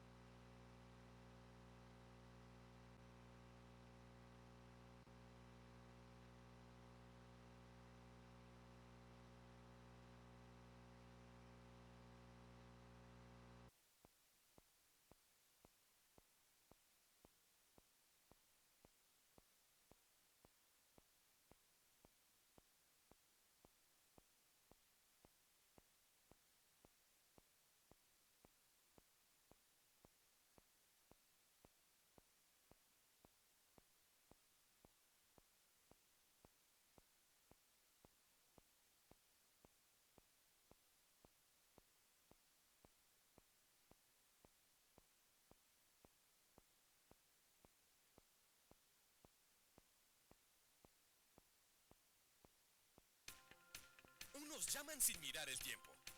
Otros devoran series y películas. Otros nunca se desconectan.